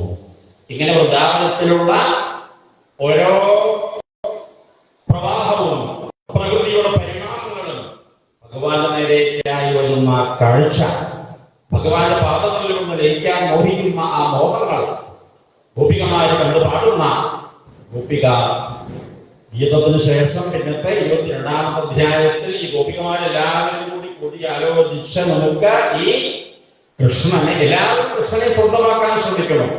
കരികൾ പാറകൾ പോലും അലിഞ്ഞലിഞ്ഞ് ഭഗവാന്റെ അടുത്തേക്ക് വരാൻ കൊതിക്കുമ്പോൾ നമ്മുടെ കൂടെ വന്ന് നമ്മുടെ കൂട്ടുകാരനായി മാറിയ ഈ കൃഷ്ണനെ നമുക്കും സ്വന്തമാക്കണം. കൃഷ്ണനെ സ്വന്തമാക്കാൻ എന്താ വേണ്ടത് എന്നായി, അതിനുള്ള വഴി എന്തായാലും നമ്മുടെ ഗുരുനാഥനായ ശാണ്ഡില്യ മഹർഷിയോട് അവർ അന്വേഷിച്ചു. അപ്പൊ ശാണ്ഡില്യ മഹർഷി പറഞ്ഞു, ഈ കൃഷ്ണനെ പാട്ടിലാക്കുക എന്ന് പറഞ്ഞാൽ വളരെ എളുപ്പമാണ്. എന്തിനു വേണ്ടി ചാടി പുറപ്പെടുന്നതിനേക്കാൾ നിഷ്പ്രയാസം സാധിക്കുന്ന ഒരു കാര്യമാണ് ഈ കൃഷ്ണനെ പാട്ടിലാക്കുക എന്ന് പറഞ്ഞത്. വളരെ എളുപ്പമാണ്. എന്നാൽ എളുപ്പവഴിക്കും പ്രഭുത്വ പറഞ്ഞു തരുമെന്നായി ഗുരുനാഥൻ പറഞ്ഞു കൊടുത്തു. ഇഷ്ടക്കാനിക്കൽ അമ്മയെ വന്നിട്ടുള്ള കഥയായ മഹാമായ മഹായോഗി അധീശ്വരി എന്ന ദേവിയുടെ അമ്മയെ നാരായണ, ദേവി നാരായണ എന്നുള്ള നാമം ജപിക്കുക. പിന്നെ എന്താണ് നിങ്ങളുടെ മോഹം? അത് പ്രത്യേകമായിട്ടൊരു ദേവിയെ അറിയിക്കുക. നന്ദഗോപ സുതം ദേവി പതിമേ ഗുരു. നന്ദകുമാരൻ ഞങ്ങളുടെ പതിയായ പ്രാർത്ഥിക്കുക. ഗുരുനാഥൻ ഉപദേശ മന്ത്രവുമായി കാർത്തിക മാസത്തിൽ, നമ്മുടെ ഇവിടുത്തെ മണ്ഡലമാസത്തിൽ ഭയങ്കര തണുപ്പാണ്, ഇരിക്കാൻ പ്രയാസം തോന്നുമെങ്കിലും എഴുന്നേറ്റ് കുളിച്ച് കാടുകുതിയുടെ കരയിൽ കളം വരച്ച് കൂട്ടത്തോടുകൂടി അവർ പ്രാർത്ഥിച്ചു. ആ ഒരു മാസത്തെ വ്രതത്തിന്റെ കാർത്യായനി പൂജയുടെ ഫലമായിട്ട് ദേവിയല്ല, ദേവിക്കും ദേവനായ ദേവദേവനായ ഭഗവാനാണ് അവിടേക്ക് കൂട്ടുകാരുമൊത്ത് വരണതും. അവർ കാളിന്തിയിൽ അങ്ങനെ കളിച്ച് രസിച്ചുകൊണ്ടിരിക്കുന്നതിനിടയിൽ അവരുടെ വസ്ത്രങ്ങളെല്ലാം മാറ്റിവെച്ചുകൊണ്ട് ഭഗവാൻ വേണുഗാനം ചെയ്യാൻ തുടങ്ങിയപ്പോൾ ഗോപികമാർ കഴുത്തിനൊപ്പം വെള്ളത്തിൽ മുങ്ങിക്കിടന്നുകൊണ്ട് ശ്യാമസുന്ദര എന്ന് ഭഗവാനെ വിളിച്ച്, ഞങ്ങളോടൊന്ന് ദാസിമാരല്ലേ, എന്താ കൃഷ്ണൻ എങ്ങനെ ഞങ്ങളോട് പെരുമാറുന്നത്? ദാസിമാരാണ് എന്നല്ലേ ഇപ്പൊ നിങ്ങൾ പറഞ്ഞത്? ദാസിമാരാണ് എങ്കിൽ ബോസ് പറഞ്ഞത് കേൾക്കണ്ടേ? ബോസായിട്ട് ഞാൻ പറയുന്നത് നിങ്ങൾ കേൾക്കൂ. നിങ്ങളിവിടെ കാളിന്തിയിൽ വന്ന ദേവിയെ ഉപാസിക്കുമ്പോൾ നിങ്ങൾക്ക് ചെറിയൊരു വ്രതങ്ങളൊക്കെ അനുഷ്ഠിക്കുമ്പോൾ വളരെ ശ്രദ്ധിച്ചുകൊണ്ട് വേണം. ആ വ്രതത്തിനുള്ള വ്രതഭംഗം വന്നിരിക്കുന്നു. അത് മറ്റൊന്നുമല്ല, വിവസ്ത്രകളായി വെള്ളത്തിലിറങ്ങിയപ്പോൾ ഈ വെള്ളത്തിനൊരു അധിഷ്ഠാന ദേവതയുണ്ട്, വരുണൻ.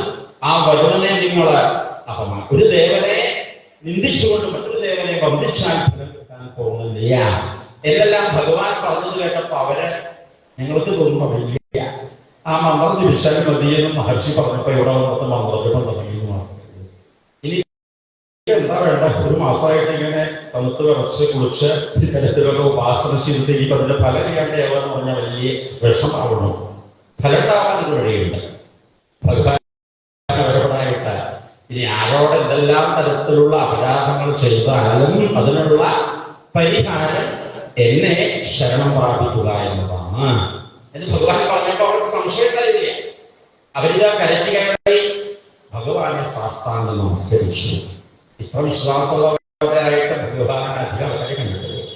താൻ പറയണം, വാക്കനട് കേട്ടിട്ട് വിശ്വസിച്ചുകൊണ്ട് കരയ്ക്ക് കയറി സാഷ്ടാംഗം നമസ്കരിച്ചതായ അവരുടെ ആ ഒരു ശുദ്ധത കണ്ട് ഭഗവാൻ അത്ഭുതപ്പെട്ടു പോയി. ശുദ്ധ മനസ്സിനോടെ സാധിക്കുള്ളൂ.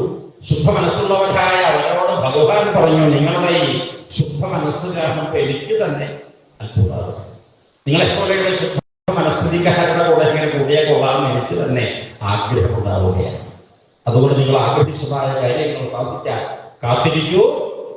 അടുത്ത ഒരു കാലം അനുകൂലമാകുമ്പോൾ നിങ്ങളോടൊപ്പം ഞാൻ ഉണ്ടാവും എന്നുള്ള ഭഗവാന്റെ വാക്കുകൾക്ക് സന്തോഷമായിട്ട് അവർ തിരിച്ചു പോകുന്നു.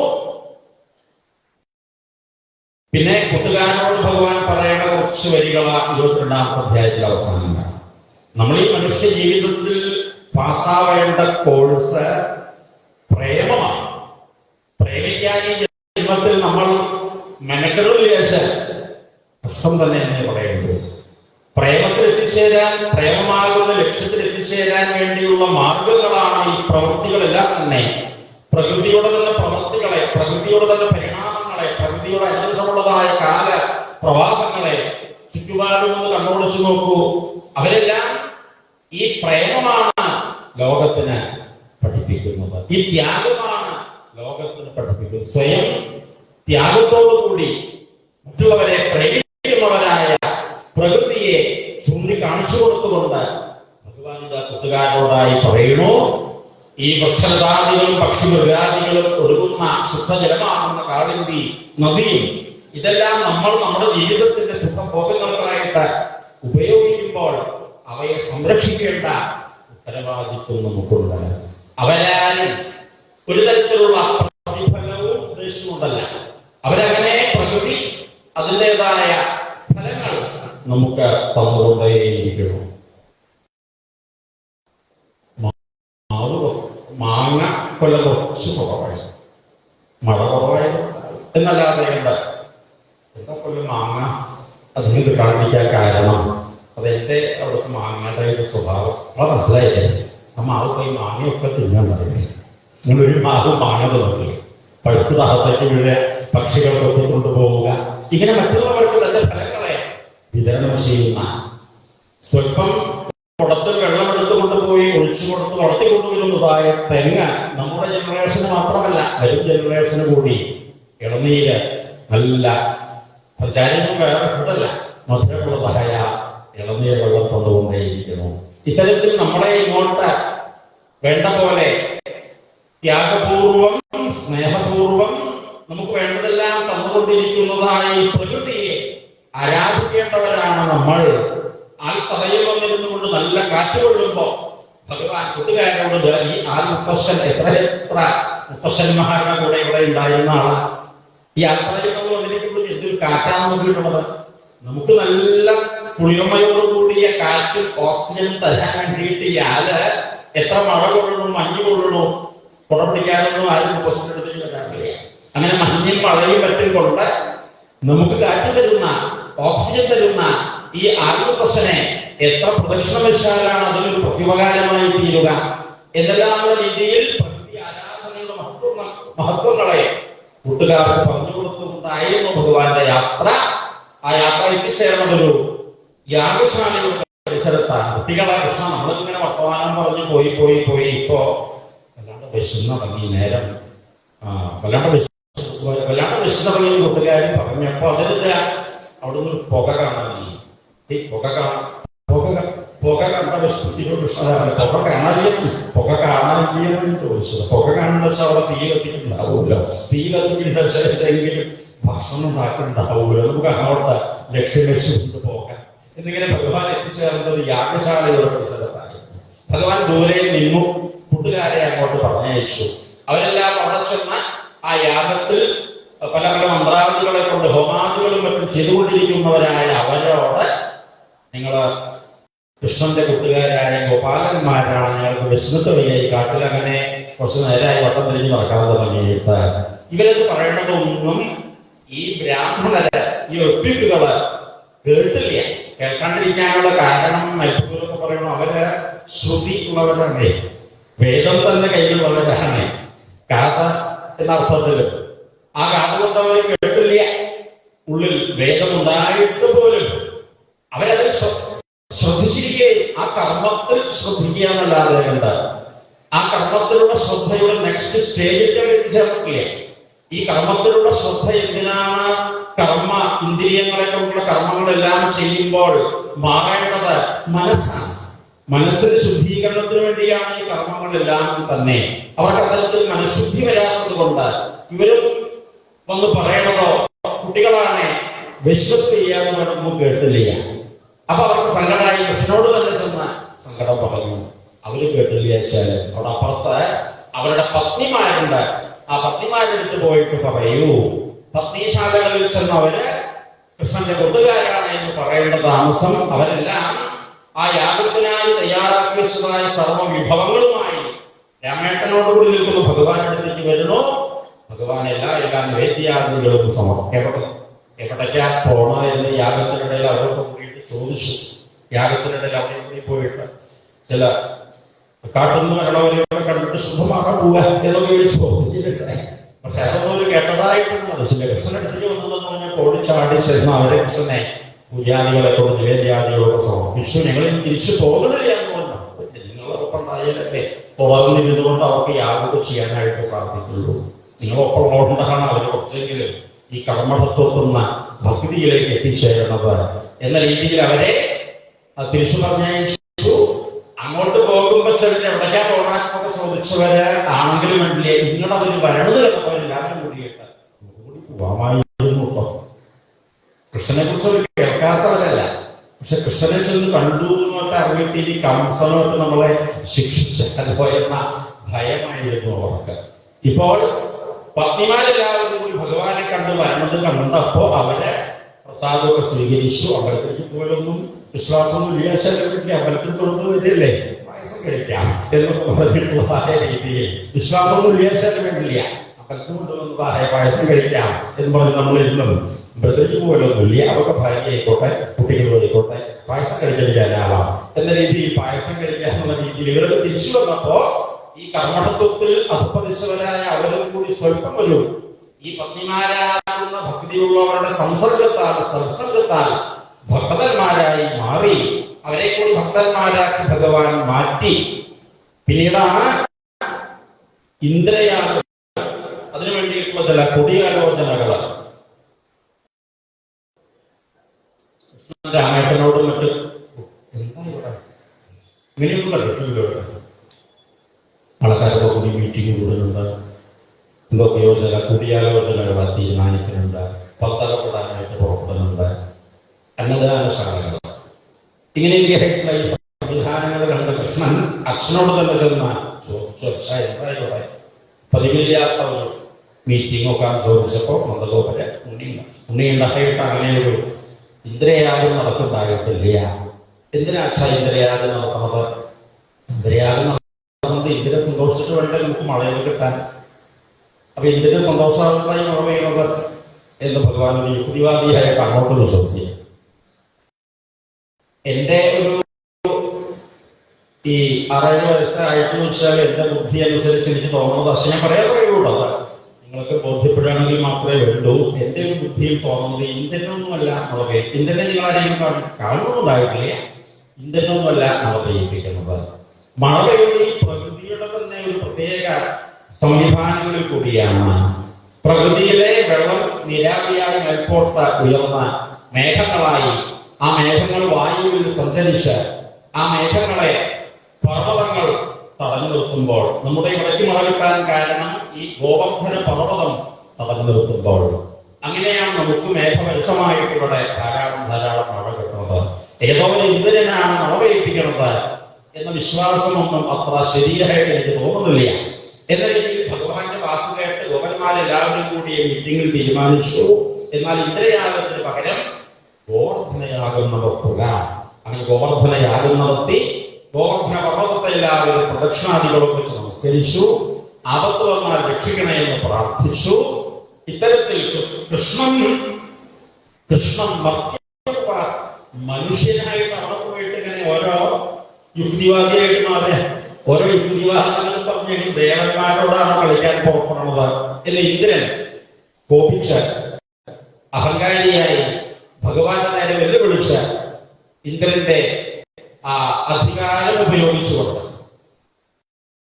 ഇന്ദ്രൻ അവിടെ ഒരു വലിയ പ്രളയം സൃഷ്ടിച്ചു. യമുനയിൽ വെള്ളപ്പൊക്കം, വെള്ളം എവിടേക്ക് ഒഴുകി പോകാനായിട്ടുള്ളതായ അവസ്ഥയില്ലാത്തതായ ആ വെള്ളപ്പൊക്കത്തിൽ നിന്ന് അവരെല്ലാവരെയും രക്ഷിക്കാനായി നമ്മളെ രക്ഷിക്കാമെന്ന് ഗോവർദ്ധന പർവ്വതം പറഞ്ഞിട്ടുള്ളൂ എന്ന് പറഞ്ഞു ഗോവർദ്ധന തർവാരത്തിലേക്ക് എല്ലാവരെയും എത്തിച്ച് ആ ചെറുവിരൽ കൊണ്ട് ആ പർവ്വതം ഉയർത്തി കുട പോലെ പിടിച്ച് 7 ദിവസമായിട്ട് പ്രതാപമായ ഇന്ദ്രന്റെ മഴ പെയ്യല്. 7 ദിവസമായിട്ടുള്ള ഭഗവാന് ഗോവർദ്ധനം കുട പിടിക്കല്. ഇന്ദ്രന്റെ പ്രളയം കൊണ്ട് ആൾക്കാരെ മുട്ടിക്കൊല്ലാൻ വിചാരിച്ചതായ വെള്ളത്തിന്റെ സ്റ്റോക്കൊക്കെ തീർന്നു. ഇന്ദ്രനാകെ പരിഭ്രമായി. ഭഗവാനോട് കളിക്കാൻ പുറപ്പെട്ടിട്ട് ഇനി എന്താണോ ശിക്ഷ എന്നുള്ള പരീക്ഷണമായി പിന്നീട് ഇന്ദ്രന്റെ കാമധേനുവിനോടുകൂടി വൃന്ദാവനത്തിലേക്ക് വരുന്നു. കാമധേനുവിനോടുകൂടി വന്ന കാമധേനു ഭഗവാനെ അകട്ടിൽ നിന്നൊഴുകുന്ന പാല കൊണ്ട് അഭിഷേകം ചെയ്യുന്നു. ഇന്ദ്രനും ഐരാവതത്തിൽ വരുന്ന ഇന്ദ്രനും ഗംഗാ തീർത്ഥം കൊണ്ട് ഭഗവാനെ അഭിഷേകം ചെയ്യുന്നു. പിന്നീടുള്ളതായ സുലഭിയുടെ സ്തുതിയെല്ലാം കേട്ട ഭഗവാൻ ഒന്നാകെ കണ്ണുകെട്ടി വിളിച്ചു എന്നാണ് ശ്രമിച്ചത്. ഓരോരുത്തരെ ഓരോ ഉത്തരവാദിത്വങ്ങളെ ഏൽപ്പിച്ച് അതാത് സീറ്റിൽ ഇരുത്തിയിട്ടുള്ളത് അവിടെ ഇരുന്ന ഉത്തരവാദിത്വങ്ങൾ നിറവേറ്റാനാണ്. ഈ പാപങ്ങളെ പ്രളയം വരുത്തി ദ്രോഹിക്കാൻ വേണ്ടിയിട്ടല്ല. ഇനി ഇങ്ങനെ എന്തെങ്കിലും അഹങ്കാരമായിട്ട് പുറപ്പെട്ടാൽ വർത്തമാനം പറയലല്ല എന്ന രീതിയിൽ ഭഗവാന്റെ ആ ഒരു മേഘഗംഭീരയ വാക്കുകൾ കേട്ടുകൊണ്ട് തൽക്കാലം അത്രയുള്ളൂ. ഇന്ദ്രന്റെ അഹങ്കാരം തൽക്കാലം തീരാത്തതുള്ളൂ. പിന്നെ ആദ്യ അഹങ്കാരിയായിട്ട് ഇന്ദ്രൻ ആ സീറ്റിൽ പോയിരുന്നാലൊക്കെ പ്രത്യേകതയാണോ തോന്നുന്നത്. അവിടെ വീണ്ടും അഹങ്കാരിയായിട്ട് മാറി വരുന്ന കാണാം. തൽക്കാലം ഇന്ദ്രന്റെ അഹങ്കാരം നിന്ന് അങ്ങോട്ട് തിരിച്ചുപോയി. പിന്നെ ഗോപന്മാരെല്ലാവരും കൂടി വന്ന് നന്ദഗോപനോട് ചോദിക്കണോ, ഈ ഗോവർദ്ധനം ചെറുവിരലില് പ്രളയത്തിൽ നിന്ന് രക്ഷിക്കാൻ വേണ്ടി കൊടയായി പിടിച്ച ഈ 7 വയസ്സുകാരൻ, അപ്പോഴാണ് ഗോവിന്ദൻ ഗോവിന്ദൻ എന്നുള്ള പേരുണ്ടായത്. ഈ ഗോവിന്ദൻ നന്ദഗോപനോട് അവർ ചോദിച്ചു, അങ്ങയുടെ ഉണ്ണി തന്നെയാണോ? എല്ലാവരും ചോദിച്ചപ്പോഴാണ് പെരുങ്ങിയത്. എന്റെ ഉണ്ണി തന്നെയാണോ എന്നുള്ള ചോദ്യം ചോദിച്ചപ്പോൾ അദ്ദേഹം പെരുങ്ങി. ഞാൻ ജാതകം ഒന്നും നോക്കട്ടെ, ജാതകം കൊണ്ടുപോയാണ് നന്ദഗോപൻ സംശയം തീർന്നായിരുന്നു. ഉണ്ണിയുടെ ഇത്തരത്തിലുള്ളതായ പ്രഭാവങ്ങൾ കണ്ടിട്ട് എന്റെ ഉണ്ണി തന്നെയാണോ എന്നുള്ള സംശയം ഉണ്ടായിരുന്നു. ആ ജാതകത്തിൽ ഗർഗമഹർഷി എഴുതിയതിന്റെ അടിയിലൊരു ചോപ്പ് വരണത് എന്തായിരുന്നു? നാരായണ സമോ ഗുണൈഹി. ഇവരെ സാക്ഷാൽ അനന്തനാരായണന്മാരാണ്, ഈശ്വരന്മാരാണ് എന്ന ഗർഗമഹർഷി എഴുതിയ ജാതക കുറിപ്പ് ഗോപന്മാരെല്ലാവരെയും കേൾപ്പിച്ച അവസരത്തിൽ ഭഗവാന്റെ കൂട്ടുകാരായ അവർക്കൊക്കെ ഒരു മോഹം തോന്നുകയാണ്. കൃഷ്ണനെ ഇവിടെ വന്നിട്ടുള്ളതാണത്രേ. ഇവിടേക്ക് വന്നത് കൃഷ്ണൻ സാക്ഷാൽ വൈകുണ്ഠലോകത്തു നിന്നാണത്രേ. എന്നാൽ ആ വൈകുണ്ഠലോകത്തിലേക്ക് നമുക്കൊന്ന് പോകാനായിട്ട് സാധിക്കുമോ എന്നവരുടെ ഒരു മോഹം തോന്നിയപ്പോൾ എല്ലാവരെയും അങ്ങോട്ട് പോകാനുള്ള ടിക്കറ്റ് ഭഗവാൻ എടുത്തു. ഈ യമുനാ തീരായിട്ടുള്ള ഈ ഗ്രാമം മാത്രമേ അവർ കണ്ടിട്ടില്ലേ. അവരെ അത്തരത്തിലൊരു വൈകുണ്ഠത്തിലേക്ക് കൊണ്ടുപോകാൻ ഭഗവാൻ തീരുമാനിച്ചു. നമ്മുടെ കേരളീയരുടെ വൈകുണ്ഠമാണ് തിരുവനന്തപുരം. അപ്പൊ നമുക്ക് തിരുവനന്തപുരത്തേക്ക് കൊണ്ടുപോകാൻ തീരുമാനിച്ചു പറയുമ്പോൾ മനസ്സിലാവുന്നില്ല. തിരുവനന്തപുരത്തിന്റെ എല്ലാ കുട്ടികളെയും കൂടി കൊണ്ടുപോകാനായിട്ട് തീരുമാനിച്ചു. തിരുവനന്തപുരത്തേക്കുള്ള യാത്ര എന്ന് പറഞ്ഞാൽ എറണാകുളത്ത് ടിക്കറ്റ് എടുക്കുക, തൃശ്ശൂരിൽ ടിക്കറ്റ് എടുക്കുക, ബർത്ത് ബുക്ക് ചെയ്യുക, പിന്നെ കിടന്ന് ഉറങ്ങേ വേണ്ടു. ഉറങ്ങിയ വിശ്വാസം വിളിക്കും അവിടെ എത്തും എന്നത് മാതിരി ഈ ഗോപന്മാരെല്ലാവരും കൂടി കിടന്ന് ഉറങ്ങേ. ഉണർന്നപ്പോഴാണ് ഒരു തമ്മിൽ ഞങ്ങളും പോയി എവിടേക്ക്? തിരുവനന്തപുരത്തേക്ക്. ഞങ്ങളും പോയി വൈകുണ്ഠത്തിലേക്ക്. വൈകുണ്ഠത്തിലേക്ക് താങ്കൾ കിടന്ന് ഉറങ്ങുകയായിരുന്നു. അത് ഉറങ്ങുകയായിരുന്നു. ഉണർന്നപ്പോഴാണ് വൈകുണ്ഠത്തിലേക്കാണ് എത്തിയത് പല കാര്യങ്ങൾ മനസ്സിലാക്കിയത്. നിങ്ങൾ വൈകുണ്ഠത്തിലേക്ക് പോയി എന്ന് അവർ തമ്മിൽ സംസാരിക്കുകയാണ്. അപ്പൊ ഈ വൈകുണ്ഠത്തിൽ പോയപ്പോഴത്തെ കാര്യങ്ങൾ അവിടെ ചെന്നാൽത്തൊരു കാര്യമുണ്ടല്ലോ, അത് കടക്കുന്ന കാര്യം കുറച്ച് പ്രയാസമില്ല. അനവധി ഗോപനദ്വാരങ്ങളുണ്ട്. അവിടെയൊക്കെ ചെന്നാലും സെക്യൂരിറ്റിക്കാരാണ്, അതിനൊന്നും കയ്യില് പിടിക്കാനോട്ട് പറ്റൂല. അങ്ങനെ വേണം അങ്ങോട്ട് കടന്നു ചെല്ലാൻ. ഭഗവാന്റെ മുമ്പിൽ ചെന്നാൽ ആളൊരു കിടപ്പൊന്നല്ലാണ്ട് ഒരു കണ്ടു കളിക്കുന്നില്ല. ഒരേ ഒരു കിടപ്പായി കൊണ്ട് ഇങ്ങനെ അവിടെ പോയിട്ട് അനന്ത പത്മനാഭരെ കാണേണ്ട വല്ല കാര്യമുണ്ടോ? നമുക്കിവിടെ കൃഷ്ണന്റെ കൂടെ വികൃതി കാണിച്ചുകൊണ്ട് കാളിന്തി കുളിച്ചുകൊണ്ട് കെട്ടിപ്പിടിച്ചുകൊണ്ട് ഒന്നിച്ചോ ഉറങ്ങിക്കൊണ്ട് എന്ത് വേണ്ട, നമ്മുടെ ഒപ്പത്തിനൊപ്പമല്ലേ കൃഷ്ണൻ. ആ കൃഷ്ണൻ ഒപ്പത്തിനൊപ്പമായ കൃഷ്ണനോടുകൂടി അവരുടെ ആ പ്രേമരസത്തിന്റെ രസം അവർക്ക് അനന്തപുരിയിൽ വൈകുണ്ഠത്തിൽ ചെന്നപ്പോൾ ദൂരെ നിന്നൊന്ന് കാണുക പറഞ്ഞ വേഗം ഒട്ടുകൊണ്ട് പോരുക. ഇത് വേണ്ട അവർക്ക് തോന്നി. വൈകുണ്ഠലോകത്തിനേക്കാൾ കൃഷ്ണൻ ഇവിടെ നമ്മുടെ കൃഷ്ണനായിട്ടുള്ള കൂട്ടുകാരനായിട്ട് തന്നെയാണ് നല്ലത്. അങ്ങനെ ഗോപന്മാർക്കെല്ലാവർക്കും വൈകുണ്ഠം ഭഗവാൻ അനുഭവപ്പെടുത്തി കൊടുക്കുന്നു. സാക്ഷാൽ വൈകുണ്ഠമൂർത്തിയാണ് ഭഗവാൻ, അനന്തനാരായണനാണ് ഭഗവാന്മാര് എന്നിങ്ങനെ ഗോപന്മാർക്ക് അനുഭവപ്പെടുത്തി കൊടുത്ത അവസരത്തിലാണ്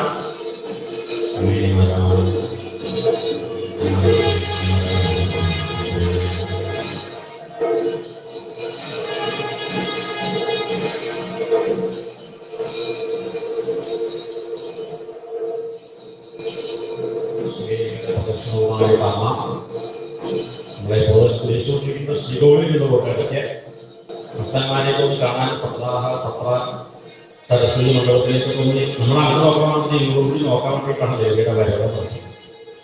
അങ്ങനെ ദേവി കൂടി വന്നിട്ടാണ് യോഗമായാമുപാശ്രിത ഭഗവാന്റെ ആ ഒരു ഗോപികമാരെ അനുഗ്രഹിക്കാൻ നമ്മളുടെ വാക്കുമനുസരിച്ചുള്ള അവരുടെ ആഗ്രഹമനുസരിച്ചുള്ള അവരോടൊപ്പമുള്ള ഒറ്റയ്ക്കുള്ള ഡാൻസ് ഞാൻ ആദ്യം പറഞ്ഞല്ലോ. കാളിക ഭരണങ്ങളിൽ ആദ്യം പ്രാക്ടീസ് ചെയ്ത് കഴിയുമ്പോൾ ഭഗവാൻ മറ്റുള്ളവരും ഭഗവാനോടൊപ്പം ഡാൻസ് കളിക്കാനുള്ള പ്രാക്ടീസ് അത്ര എളുപ്പത്തിൽ അങ്ങോട്ട് 1-2 സ്റ്റെപ്പ് വെച്ചുകൊണ്ടാവില്ല. അവരെല്ലാവരും തരത്തിൽ ഡാൻസ് കളിക്കാൻ വേണ്ടി പ്രാക്ടീസ് ചെയ്തവർ തന്നെയാണ്. ഇന്നും ആ പ്രാക്ടീസ് അവരുടെ കൂടെയുണ്ട്. പ്രജമണ്ഡലത്തിൽ ചെന്നാൽ അവരങ്ങനെ ഡാൻസ് കളിക്കുന്നതാണ്. പഠിച്ചതൊന്നുമല്ല, അവരുടെ ഡാൻസ് കണ്ടാൽ പഠിച്ചവർ ഒത്തുപോകും. കാരണം അങ്ങനെയാണ് ഉദാഹരണത്തിന് കുട്ടികളെ തന്നെ വളർത്തുകൊണ്ടുവരുന്നത്. അവിടെ ചെറിയ കുട്ടികളെ കൈപിടിച്ച് അമ്മമാര് എഴുത്തിമാര് രാധേ രാധേ രാധേ രാധേ എന്ന് പറഞ്ഞിങ്ങനെ കൈപിടിച്ച് അവരെ നൃത്തം ഒപ്പിച്ചുകൊണ്ടിരിക്കും. ആദ്യം തന്നെ അവരെ അമ്മയെന്നല്ല വിളിക്കുന്നത്. അവരെ ആദ്യം തന്നെ രാധേ രാധേ രാധേ എന്നുള്ള അമ്മ ഒന്നിപ്പിച്ചുകൊണ്ട് നൃത്തം വയ്ക്കുന്നവരാണ്. ഇന്നും അവിടെ ശ്രദ്ധത്തിൽ അവർ അത്തരത്തിൽ നൃത്തം വെച്ചുകൊണ്ടേയിരിക്കണോ? പാട്ടൊന്നും വിശാഖിയവരല്ല, പാടിക്കൊണ്ടേയിരിക്കണം.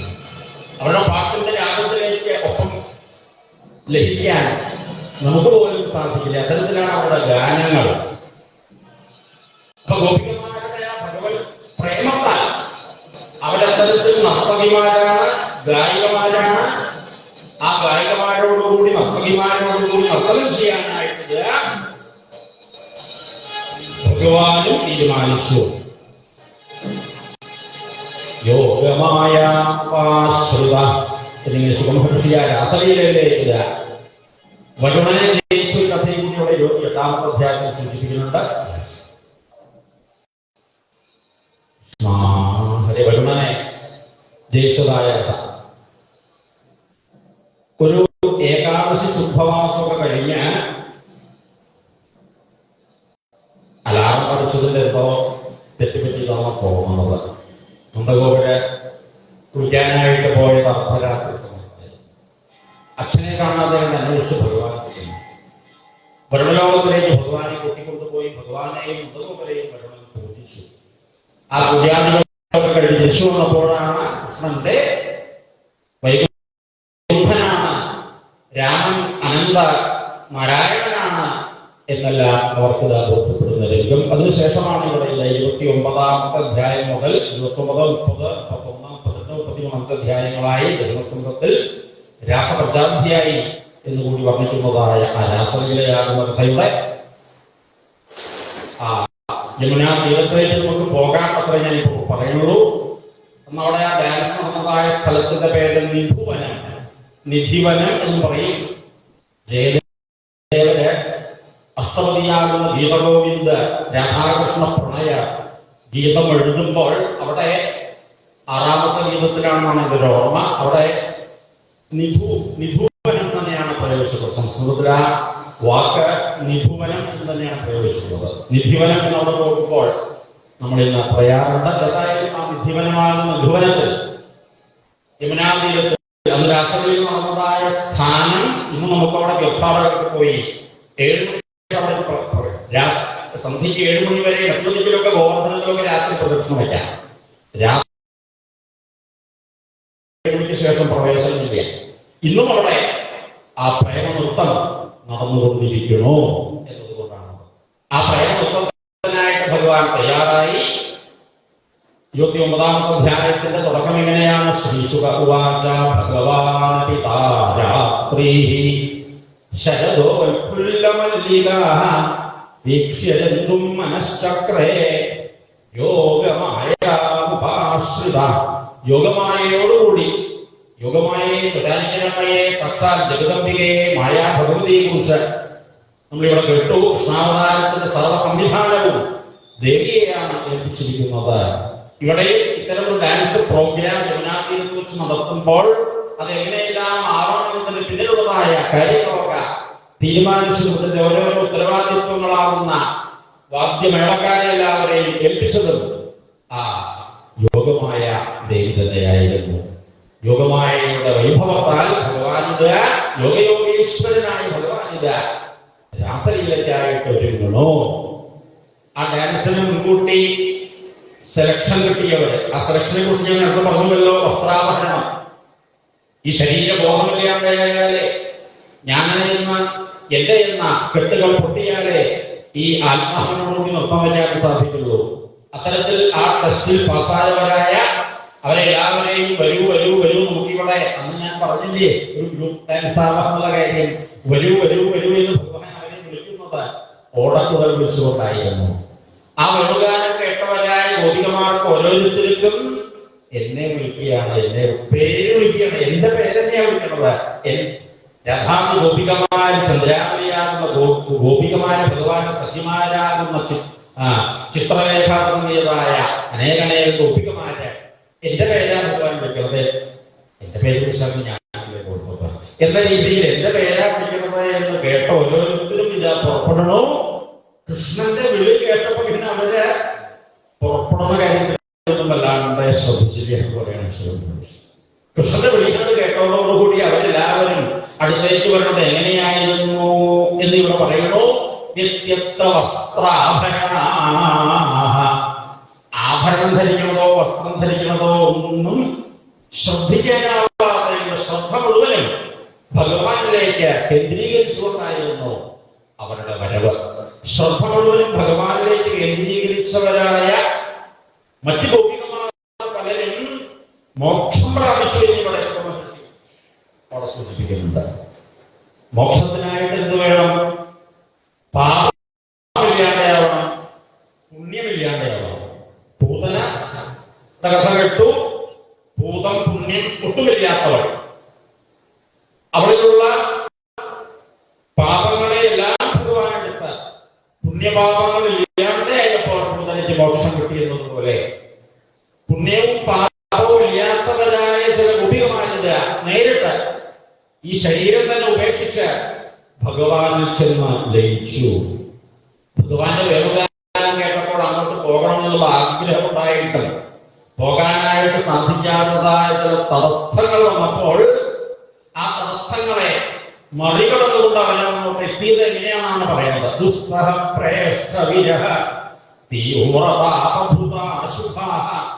അവരുടെ അശുഭങ്ങളെല്ലാം പാപങ്ങളെല്ലാം നിമിഷ നേരം കൊണ്ട് തീർന്നു. ഈ പാപം നിമിഷ നേരം കൊണ്ട് എങ്ങനെയാ തീരുക? എങ്ങനെയാ തീർന്നത്? ദുസ്സഹ പ്രേഷ്ഠ വിരഹ. പ്രേമസ്വരൂപനായ ഭഗവാനിലേക്ക് എത്താൻ പറ്റാത്തതിൻ്റെതായ ദുസ്സഹമായ വിരഹത്തിന്റെ പാപത്താൽ അവരുടെ പാപങ്ങൾ തീർന്നു. പാപങ്ങൾ തീരുന്ന ഒപ്പം തന്നെ പുണ്യങ്ങൾ എങ്ങനെയാ തീർന്നത്?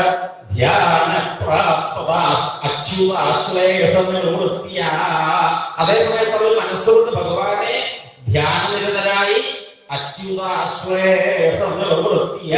അച്യുതനെ ആശ്ലേഷം ചെയ്യുന്ന ആ നിർവൃതിയോടുകൂടി അവരുടെ പുണ്യങ്ങളും തീർന്നു.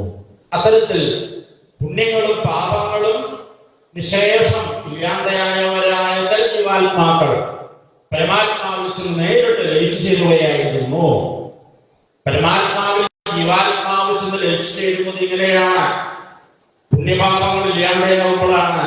പുണ്യപാപങ്ങളുടെ വ്യത്യസ്തമായ ശതമാനം അനുസരിച്ചാണ് ഓരോ ജീവനും പുണ്യം കൊണ്ടുള്ള സുഖം അനുഭവിക്കുന്നത്, പാപം കൊണ്ടുള്ള ദുഃഖം അനുഭവിക്കുന്നത് എന്ന ആ ഒരു ശാസ്ത്രീയ സൃഷ്ടിയുടെ സിദ്ധാന്തം അനുസരിച്ച് ഇവിടെയുള്ള കുറെ ജീവാത്മാക്കൾ പരമാത്മാവിൽ ചെന്ന് ലയിച്ചു ചേരുകയായിരുന്നു. പിന്നെയാണ് മോക്ഷം എന്നത് ഇതാണ് എന്ന ലോകത്തിന് കാണിച്ചു തരാൻ വേണ്ടിയുള്ള ഭഗവാന്റെ ഡാൻസ് കൂടിയാണ് രാസലീല. എന്താണ് ഈ മോക്ഷം? മോക്ഷം എന്ന് പറഞ്ഞാൽ അതെന്നോ ഈ ശരീരം ശവമായിട്ട് ഉള്ള അവസ്ഥയാണോ? അല്ല, ഈ ശരീരത്തിൽ ഇരിക്കുമ്പോൾ തന്നെ നമുക്ക് അനുഭവിക്കേണ്ടതായ ശിവമായ ആനന്ദമായ അവസ്ഥയാണ് മോക്ഷം. ആ മോക്ഷത്തിനായിട്ട് എന്ത് വേണം? ഈ പരമാത്മാവിലേക്ക് എത്തിച്ചേരണം.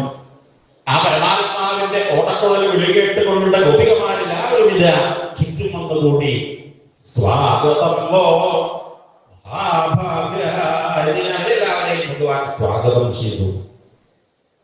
അപ്പൊ വന്നവരുടെ ഓരോരുത്തരുടെയും ആ ഒരു മേക്കപ്പ് നേരെയാവാത്ത കാര്യം ഇവിടെ ശുഭഭരിച്ച് പറയുന്നു. വ്യത്യസ്ത വസ്ത്രാഭരണ, വസ്ത്രങ്ങൾ ധരിക്കുന്നതിലോ ആഭരണങ്ങൾ ധരിക്കുന്നതിലോ ഒന്നും ശ്രദ്ധിക്കാൻ പറ്റാണ്ടയായി എന്ന് പറഞ്ഞാൽ ഞാനെന്ന എന്റെ ശരീരമെന്ന ചിന്തകൾക്കപ്പുറത്തവരുടെ ചിത്തം ഭഗവാന്റെ നേരേക്ക് ആവേശിച്ചു എന്നർത്ഥം.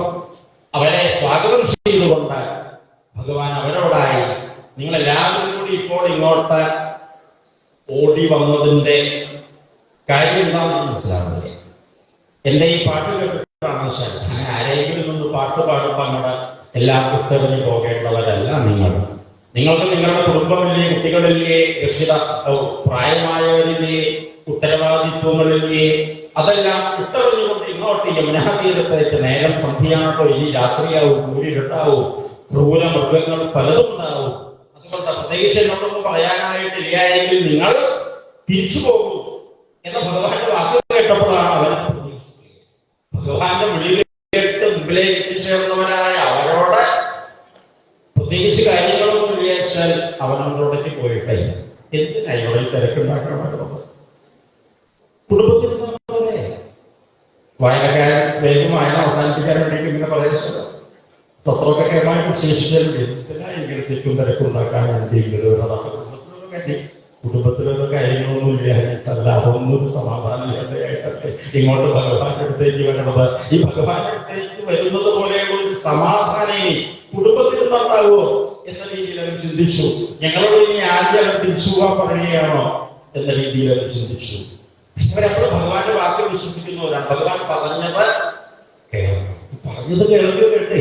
ഈ ജീവിതത്തിൽ നേരെയാവാൻ ഒരൊറ്റ കാര്യം വേണ്ടു എന്ന എന്റെ വലിയ അനുഭവമായ സന്ദേശമാണ്. സ്വാമികളോട് 2 കൊല്ലത്തോളം കോഴ്സ് പാസ്സായ എന്റെ അനുഭവത്തിൽ നിന്ന് പറയുന്ന കാര്യമാണ്. പറഞ്ഞത് കേൾക്കുന്നത് ആത്മീയത കേട്ടോ. ജീവിതത്തിൽ പറയുന്നത് കേൾക്കാനുള്ള തയ്യാറാണോ? നമ്മൾ പറയുന്നത് കേൾക്കാൻ തയ്യാറായവരല്ല. മറ്റൊരാൾ പറയുമ്പോഴേക്കും മുഴുവനെയാക്കുമ്പോഴേക്കും അങ്ങനെ പറയുന്നവരാ. അതിന് പകരം ശ്രദ്ധിക്കുക, കേൾക്കാൻ എന്താ പറഞ്ഞ ശരി അനുസരിക്കുക. അവിടെയാണ് ജീവിതത്തിന്റെ വിജയത്തിന്റെ ഒരൊറ്റ സ്റ്റെപ്പിലേക്ക് കയറാൻ പറ്റുള്ളൂ. അവിടെ നമ്മളുടെ മറ്റു സ്റ്റെപ്പുകൾ കയറാൻ പറഞ്ഞാൽ കേൾക്കുക. ഈ പറഞ്ഞാൽ കേൾക്കുന്നതിനാണ് വിശ്വാസം എന്ന് പറയുക. ഗോപികമാർ അത്തരത്തിൽ ഭഗവാനിൽ അടിയോർച്ച വിശ്വാസം ആ വസ്ത്രാഭരണ സമയത്ത് കണ്ടില്ലേ? കാൽക്കലുകൾ നമസ്കരിക്കുകയായിരുന്നു. ഭഗവാന്റെ വാക്കുകളിലുള്ള വിശ്വാസം, ആ പറഞ്ഞാൽ കേൾക്കുന്ന സ്വഭാവം ഇവിടെ തന്നെയാണ് ആവശ്യമുള്ളത്. കൃഷ്ണൻ പോകാൻ പറയുമ്പോൾ ഞങ്ങൾക്ക് പറഞ്ഞാൽ കേൾക്കാണ്ടിരിക്കാൻ നിർത്തിയില്ല. ഞങ്ങള് കൃഷ്ണൻ അങ്ങനെയാണ് പോകൂ പോകൂ പോകൂ എന്ന് ഉറപ്പിച്ചു പറയാന്ന് വെച്ചാൽ ഞങ്ങളൊരു കൃഷ്ണൻ അപ്രിയമായിട്ടൊന്നും ഞങ്ങൾ കൃഷ്ണനോട് അത്ര പ്രേമമുള്ളവരായതുകൊണ്ട് പറയണില്ല. കൃഷ്ണൻ പോകാനാണ് പറയണത് എങ്കിൽ പോകാം എന്നത് സമ്മതിച്ചു. പിന്നെ പറഞ്ഞത് പോകണ ഒരു കാര്യമില്ല, കൃഷ്ണ ഞങ്ങളുടെ മനസ്സ് ഇങ്ങോട്ട് തിരിച്ചു തരണം. ഞങ്ങളുടെ മനസ്സിനെ കൃഷ്ണൻ അപഹരിച്ചിരിക്കുന്നു. ആ മനസ്സിലേക്കാണ് എങ്ങനെ ഞങ്ങൾ തിരിച്ചു പോകാൻ പറ്റുക? ആ മനസ്സിനോട് തിരിച്ചു തരികയാണെങ്കിൽ ഞങ്ങൾ തിരിച്ചു പോകാം എന്ന വാക്ക് കേട്ടപ്പോഴാണ് ഭഗവാൻ, ഞാൻ അത്രത്തൊന്നും വിചാരിച്ചില്ല, നിങ്ങളുടെ എന്റെ പാട്ട് കേട്ടപ്പോൾ വന്നു പറഞ്ഞ് വിചാരിച്ചു. നിങ്ങൾ എന്റെ മനസ്സ് തന്നെ ഇവിടെ വന്ന് എനിക്ക് നമ്മള് എന്തെങ്കിലുമൊക്കെ ഭഗവാന്റെ മുമ്പിൽ കൊണ്ടുപോയി സമർപ്പിക്കാറുണ്ട്. സ്വന്തം മനസ്സ് തന്നെ അവർ ഭഗവാന്റെ പുഷ്പാഞ്ജലിയായി സമർപ്പിച്ചവരായിരുന്നു. ഇങ്ങനെ സ്വന്തം മനസ്സ് തന്നെ എനിക്ക് തന്നവരായിട്ടുള്ള ചിലർ എന്റെ കൂടെ ഉണ്ടായാലും വലിയൊരു ആനന്ദമേറെ ഉണ്ടാവുന്നത് എന്ന രീതിയിൽ അവരോടായി ഭഗവാൻ, അങ്ങനെ അത്ര നിങ്ങൾ എന്നോട് പ്രേമമുള്ളവരായി മനസ്സ് തന്നെ എന്നെ ഏൽപ്പിച്ചവരാണ് എങ്കിൽ ഈ കൂരിട്ടൊന്നും സാരമില്ല. ക്രൂര മൃഗങ്ങൾ ഏത് വന്നാലും നമ്മൾ ഒരു തരത്തിലും ഉപദ്രവിക്കുകയില്ല.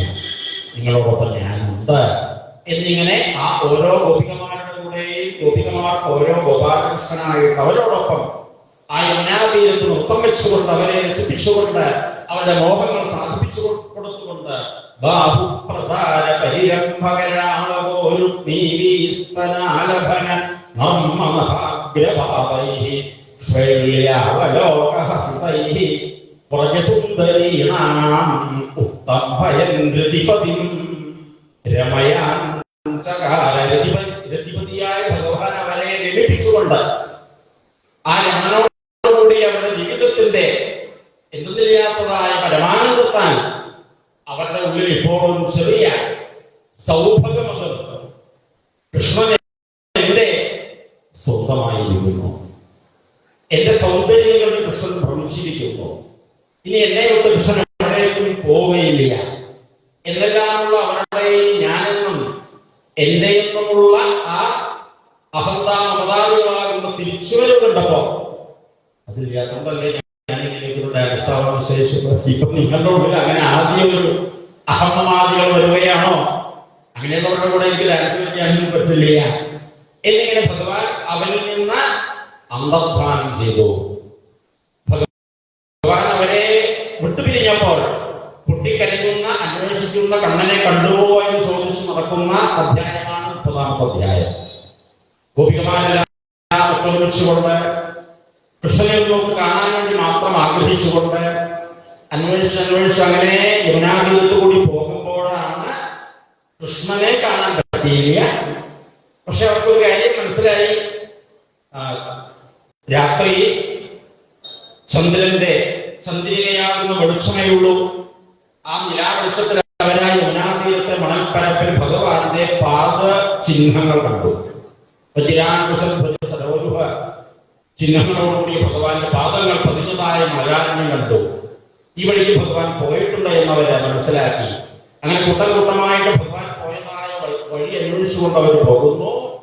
ഈ വഴിക്കാണ് ഭഗവാൻ പോയത് എന്നിങ്ങനെ അന്വേഷിച്ച് കുറച്ചു ദൂരം ചെന്നപ്പോഴാണ് അവിടെ മറ്റൊരു വ്യക്തിയുടെ പാദം കാണുന്നത്. നമ്മളെല്ലാവരെയും ഉപേക്ഷിച്ച് ദൈവവ്യക്തിയെ ഭഗവാൻ അപ്പം കൊണ്ടുപോയല്ലേ എന്ന വ്യക്തിയോടെ അവർക്ക് കുറച്ചൊരു ദേഷ്യം വന്നു. എന്നാൽ അപ്പടി അവള് നമ്മുടെ കാരണക്ക് കൃഷ്ണനെ പ്രേമിക്കുന്നവളായില്ലേ ഏതോ ഒരു തീന്നെ സുഖമഹർഷിയോട് പറയുന്നുള്ളൂ. ആ ഒരു ആരാധികയുടെ പാദചിഹ്നങ്ങളും കൂടി കണ്ട്, കൃഷ്ണന്റെയും ആരാധികയുടെയും പാദചിഹ്നങ്ങൾ കണ്ട് വീണ്ടും വീണ്ടും ആ പാദചിഹ്നങ്ങൾ നോക്കി നോക്കി കുറച്ചുകൂടി ചെന്നപ്പോഴാണ് ഇപ്പോ കൃഷ്ണന്റെ പാദം അവർക്ക് സന്തോഷം. നമ്മളെ പോലെ ഉപേക്ഷിച്ചുല്ലോ എന്നവർക്ക് സന്തോഷം. അപ്പോഴാണ് വേറെ ചിലരെ സൂക്ഷ്മമായിട്ട് അവരുടെ മനസ്സ് അത്രയും സൂക്ഷ്മമായിരിക്കുന്നു. യോഗികളുടെ മനസ്സിന്റെ ധ്യാനഭാവത്തിലേക്ക് ചേർന്നിരിക്കുന്നു. ആ നിലാവെളിച്ചത്തിലെ ഒന്നുകൂടി സൂക്ഷിച്ചു നോക്കിയിട്ടാണ് പറഞ്ഞത് അവിടെ ഉപേക്ഷിച്ചു. ഇവിടെ ഇതാ നോക്കൂ, കൃഷ്ണന്റെ കാലടി പാടുകൾ കുറച്ചിങ്ങനെ മണ്ണിലേക്ക് അധികം താഴാൻ എന്താ കാരണം എന്നവർ ചിന്തിച്ചു. കാരണം വേറൊന്നുമില്ല, അവിടെ എടുത്തിട്ടുണ്ടാവും. ശരിയാ, അവള് പറഞ്ഞപ്പോൾ എടുത്തിട്ടുണ്ടാവും. പിന്നെയും കുറച്ചുകൂടി ചെന്നപ്പോഴേക്കുമാണ് എന്നിങ്ങനെ ആ കൃഷ്ണനെ കാണാതെയുള്ള അന്വേഷണം എന്നവർക്ക് സാധിച്ചുവെങ്കിൽ അന്വേഷിക്കാൻ പോലും ആവാതെ കൊണ്ടുള്ള ആ ആരാധികയുടെ വിലാപം അവർ കേട്ടത്. ആ ആരാധികയുടെ അടുത്തേക്ക് അവരെല്ലാവരും എത്തിച്ചേർന്ന് കൃഷ്ണ ഭാവമാകുന്ന സമാധിയ ഞാനെന്നോ എന്റെയെന്നോ ശരീരബോധം വിട്ടുകൊണ്ടുള്ള ആ ആരാധികയുടെ മുഖത്ത് തണുത്ത വെള്ളമൊക്കെ തളിച്ച് ബോധം വന്നപ്പോൾ ആ ആരാധക അവരോട് പറഞ്ഞു, നിങ്ങളെയൊക്കെ ഉപേക്ഷിച്ചപ്പോഴും കൃഷ്ണൻ എന്നെ ഉപേക്ഷിച്ചില്ല. എന്നോടാണ് കൃഷ്ണന് കൂടുതൽ ഇഷ്ടമെന്ന് എനിക്ക് തോന്നി. ആ കൃഷ്ണൻ എന്നോടാണ് ഇഷ്ടം എന്ന് തോന്നിയ അവസരത്തിൽ ഞാൻ കൃഷ്ണനോട് ഇഷ്ടമുള്ളവരോട് എന്ത് വേണമെങ്കിലും പറയാൻ, ഇഷ്ടമില്ലാത്തവരോടത്തേക്ക് പറഞ്ഞിട്ട് കഴിഞ്ഞപ്പോൾ ഇഷ്ടമുള്ളവരോട് എന്ത് വേണമെങ്കിലും പറയാൻ, എന്നോടാണ് കൃഷ്ണൻ ഏറ്റവും ഇഷ്ടം കൂടുതൽ തോന്നിയപ്പോൾ ഞാൻ കൃഷ്ണനോട് ഇങ്ങനെ എനിക്ക് ആ മോഹമുണ്ട്, ഈ മോഹമുണ്ട്, എന്റെ രാധയ്ക്ക് എന്തെങ്കിലും മോഹമുണ്ടെങ്കിൽ ഈ കൃഷ്ണനുണ്ടല്ലോ കൂടെ എന്നിങ്ങനെ രാധ പല പല മോഹങ്ങളും പറയാനായിട്ട്. എന്താ മോഹം? കാട്ടിൽ കൂടി കൃഷ്ണനോടൊപ്പം അങ്ങനെ പ്രണയവുമായി സഞ്ചരിച്ചു കൊണ്ടിരിക്കുന്നതിനിടയില മുല്ലപ്പൂവിന്റെ വാസന വന്നപ്പോൾ ആ പൂവൊക്കെ ഒന്ന് പൊട്ടിക്കണമെന്നുള്ളതായ മോഹം എനിക്ക് വന്നപ്പോൾ പൂ പൊട്ടിക്കാലോമായി. ആ പൂവ് കൊണ്ടൊരു മാല കെട്ടണം എന്ന് പറഞ്ഞപ്പോൾ രാധക്ക് മോഹം കിട്ടില്ല. മാല കെട്ടാനും കിട്ടില്ല, ചെലവില്ല. രാധയുടെ മോഹത്തിന് ഞാൻ മാല കെട്ടാലോ, ആ മാല കൃഷ്ണൻ തന്നെ എന്റെ ഈ കാർക്കൂന്തലിൽ ചൂടിപ്പിക്കണമെന്നായി, ചൂടിപ്പിക്കാലോ എന്നായി. എന്ത് ഞാൻ പറഞ്ഞാലും കണ്ടില്ല, എന്നോടുള്ള ഇഷ്ടം കൊണ്ട് കൃഷ്ണനെ കിടക്കുകയാണ്. ഇഷ്ടമുള്ള ഒരാളുകളൊപ്പം ഉണ്ടായിട്ട് എന്ത് പറഞ്ഞാലും കിടക്കുക എന്ന് പറഞ്ഞാൽ പിന്നെ നമ്മുടെ ഒരു സ്വഭാവമാണ്. ഈ പറയുന്നത് ഇങ്ങനെ കൂടി വരും. ഒരാൾ പറഞ്ഞാൽ കേൾക്കാനൊപ്പം ഉണ്ടായാൽ തന്നെ പറയുന്നത് അവസാനിപ്പിക്കുക. അതല്ല, ഞാൻ കൃഷ്ണൻ എന്ത് പറഞ്ഞാലും കേൾക്കണോ എന്നതുകൊണ്ട് കൃഷ്ണനോട് എനിക്കിപ്പോ നടന്നിട്ട് വയ്യാണ്ട് കൃഷ്ണ എന്ന് പറഞ്ഞപ്പോഴാണ് കൃഷ്ണൻ എന്റെ രാധത്ത് നടന്നിട്ട് വയ്യാണ്ട് അയച്ചാൽ കൃഷ്ണൻ എന്തിയെ എടുക്കണ കൃഷ്ണൻ എടുക്കാലോ എന്ന് പറഞ്ഞുകൊണ്ട് കൃഷ്ണന്റെ തോളത്തേക്ക് കയറാൻ വേണ്ടി ഞാൻ കാലിൽ ദിവസതാണ് വീണത്. എനിക്ക് ഓർമ്മ ബോധമില്ലാണ്ട് കിടക്കുന്നത് ഓർമ്മയുള്ളൂ. കൃഷ്ണനെ എവിടേക്കാൻ പോയതോന്ന് അറിയില്ല. രാധാറാണി പറഞ്ഞു കൃഷ്ണനെ എവിടേക്കും പോയിട്ടില്ല. കുട്ടിക്കാലത്ത് ഒളിച്ചു കളിക്കുന്ന കാലത്ത് തന്നെ ഭഗവാന്റെ ഒളിച്ചു കളിക്കണ സ്ഥാനം മറ്റെവിടെയുമായിരുന്നില്ല, അന്തരഹൃദയത്തിൽ. ഈ ഹൃദയത്തിലെ ഹിരണ്യകശിപു അന്വേഷിച്ച് നമ്മളൊക്കെ കഥ പറയുന്നുണ്ട്. ഭഗവാൻ ഒളിച്ചു. എവിടെയാ ഒളിച്ചത്? അവന്റെ തന്നെ ഹൃദയത്തിലേക്ക്. നമ്മുടെ ഹൃദയത്തിലേക്കാണ് ഭഗവാൻ ഒളിച്ചിരിക്കുന്നത്. ആ ഹൃദയമാകുന്ന വാതിൽ തുറന്നാലേ ഭഗവാനെ കാണാൻ സാധിക്കുന്നു. ആ ഹൃദയമാകുന്ന ശ്രീകോവിൽ തുറക്കാനായി നമുക്കിനി കൃഷ്ണനെ കാണാനുള്ള ആഗ്രഹവുമായിട്ട് പ്രാർത്ഥിക്കാം. പിന്നീട് അവര് കൃഷ്ണനെ കാണാനുള്ള മോഹവുമായിട്ട് കൃഷ്ണനെ കണ്ടിട്ടേ ഞങ്ങളെ ഇവിടെ തിരിച്ചു പോകൂ, അല്ലെങ്കിൽ പോക്കില്ല എന്ന് തീരുമാനിച്ചു. കരഞ്ഞതായ ആ കരച്ചിലാണ് സ്വരം രാജൻ ശ്രീകൃഷ്ണ ദർശനത്തിനായിട്ട് അവര് കരഞ്ഞതായ ആ കരച്ചിൽ പാട്ട്. ഈ അങ്ങനെയുള്ളൊരു പാട്ട് കരച്ചിൽ അതേ ഒരു പാട്ടായിട്ടാണ് അംഗീകരിച്ചറിയില്ല. അതിൽ കരയണോ നിർത്താൻ പറയാ. ആ പാട്ട് കേൾക്കേണ്ടതായിരുന്നു. ഇവരുടെ കരച്ചിലാകുന്ന പാട്ട് ആൾക്കാർക്ക് കേട്ട് മതിയാവില്ല. ആ ഗോപികമാരുടെ കരച്ചിലാകുന്ന പാട്ട് ഗോപിക ഗീതം 31ാമത്തെ അധ്യായത്തിൽ ആ ഗോപികാഗീതത്തിൽ അവര് വ്യക്തമായി ഭഗവാനോട് പറയണു, നഖലു ഗോപികാനന്ദനോ ഭവാൻ അഖിലദേഹിനാമന്തരാത്മദൃക്. അവിടുന്ന് അന്തര്യാമിയാണ്, അഖിലദേഹികളുടെയും അന്തരംഗത്തിലുള്ള ആത്മസ്വരൂപനാണ്, പരമാത്മാവാണ് എന്ന ഭാവത്തിൽ അവരുത് ഭഗവാനെ അവിടുത്തെ പരമാത്മാവാകുന്ന അവിടുത്തെ കഥകളല്ലേ കഥ. തവ കഥാമൃതം തപ്ത ജീവൻ. തപിക്കുന്ന ജീവന്മാർ ജീവിതത്തിൽ പല പല മാനസിക സംഘർഷങ്ങൾ ഉണ്ടാകുമ്പോൾ അതിനുള്ള ഔഷധം അവിടുത്തെ കഥകളല്ലേ. നിങ്ങളാ കൃഷ്ണനിലുള്ള പ്രേമവുമായി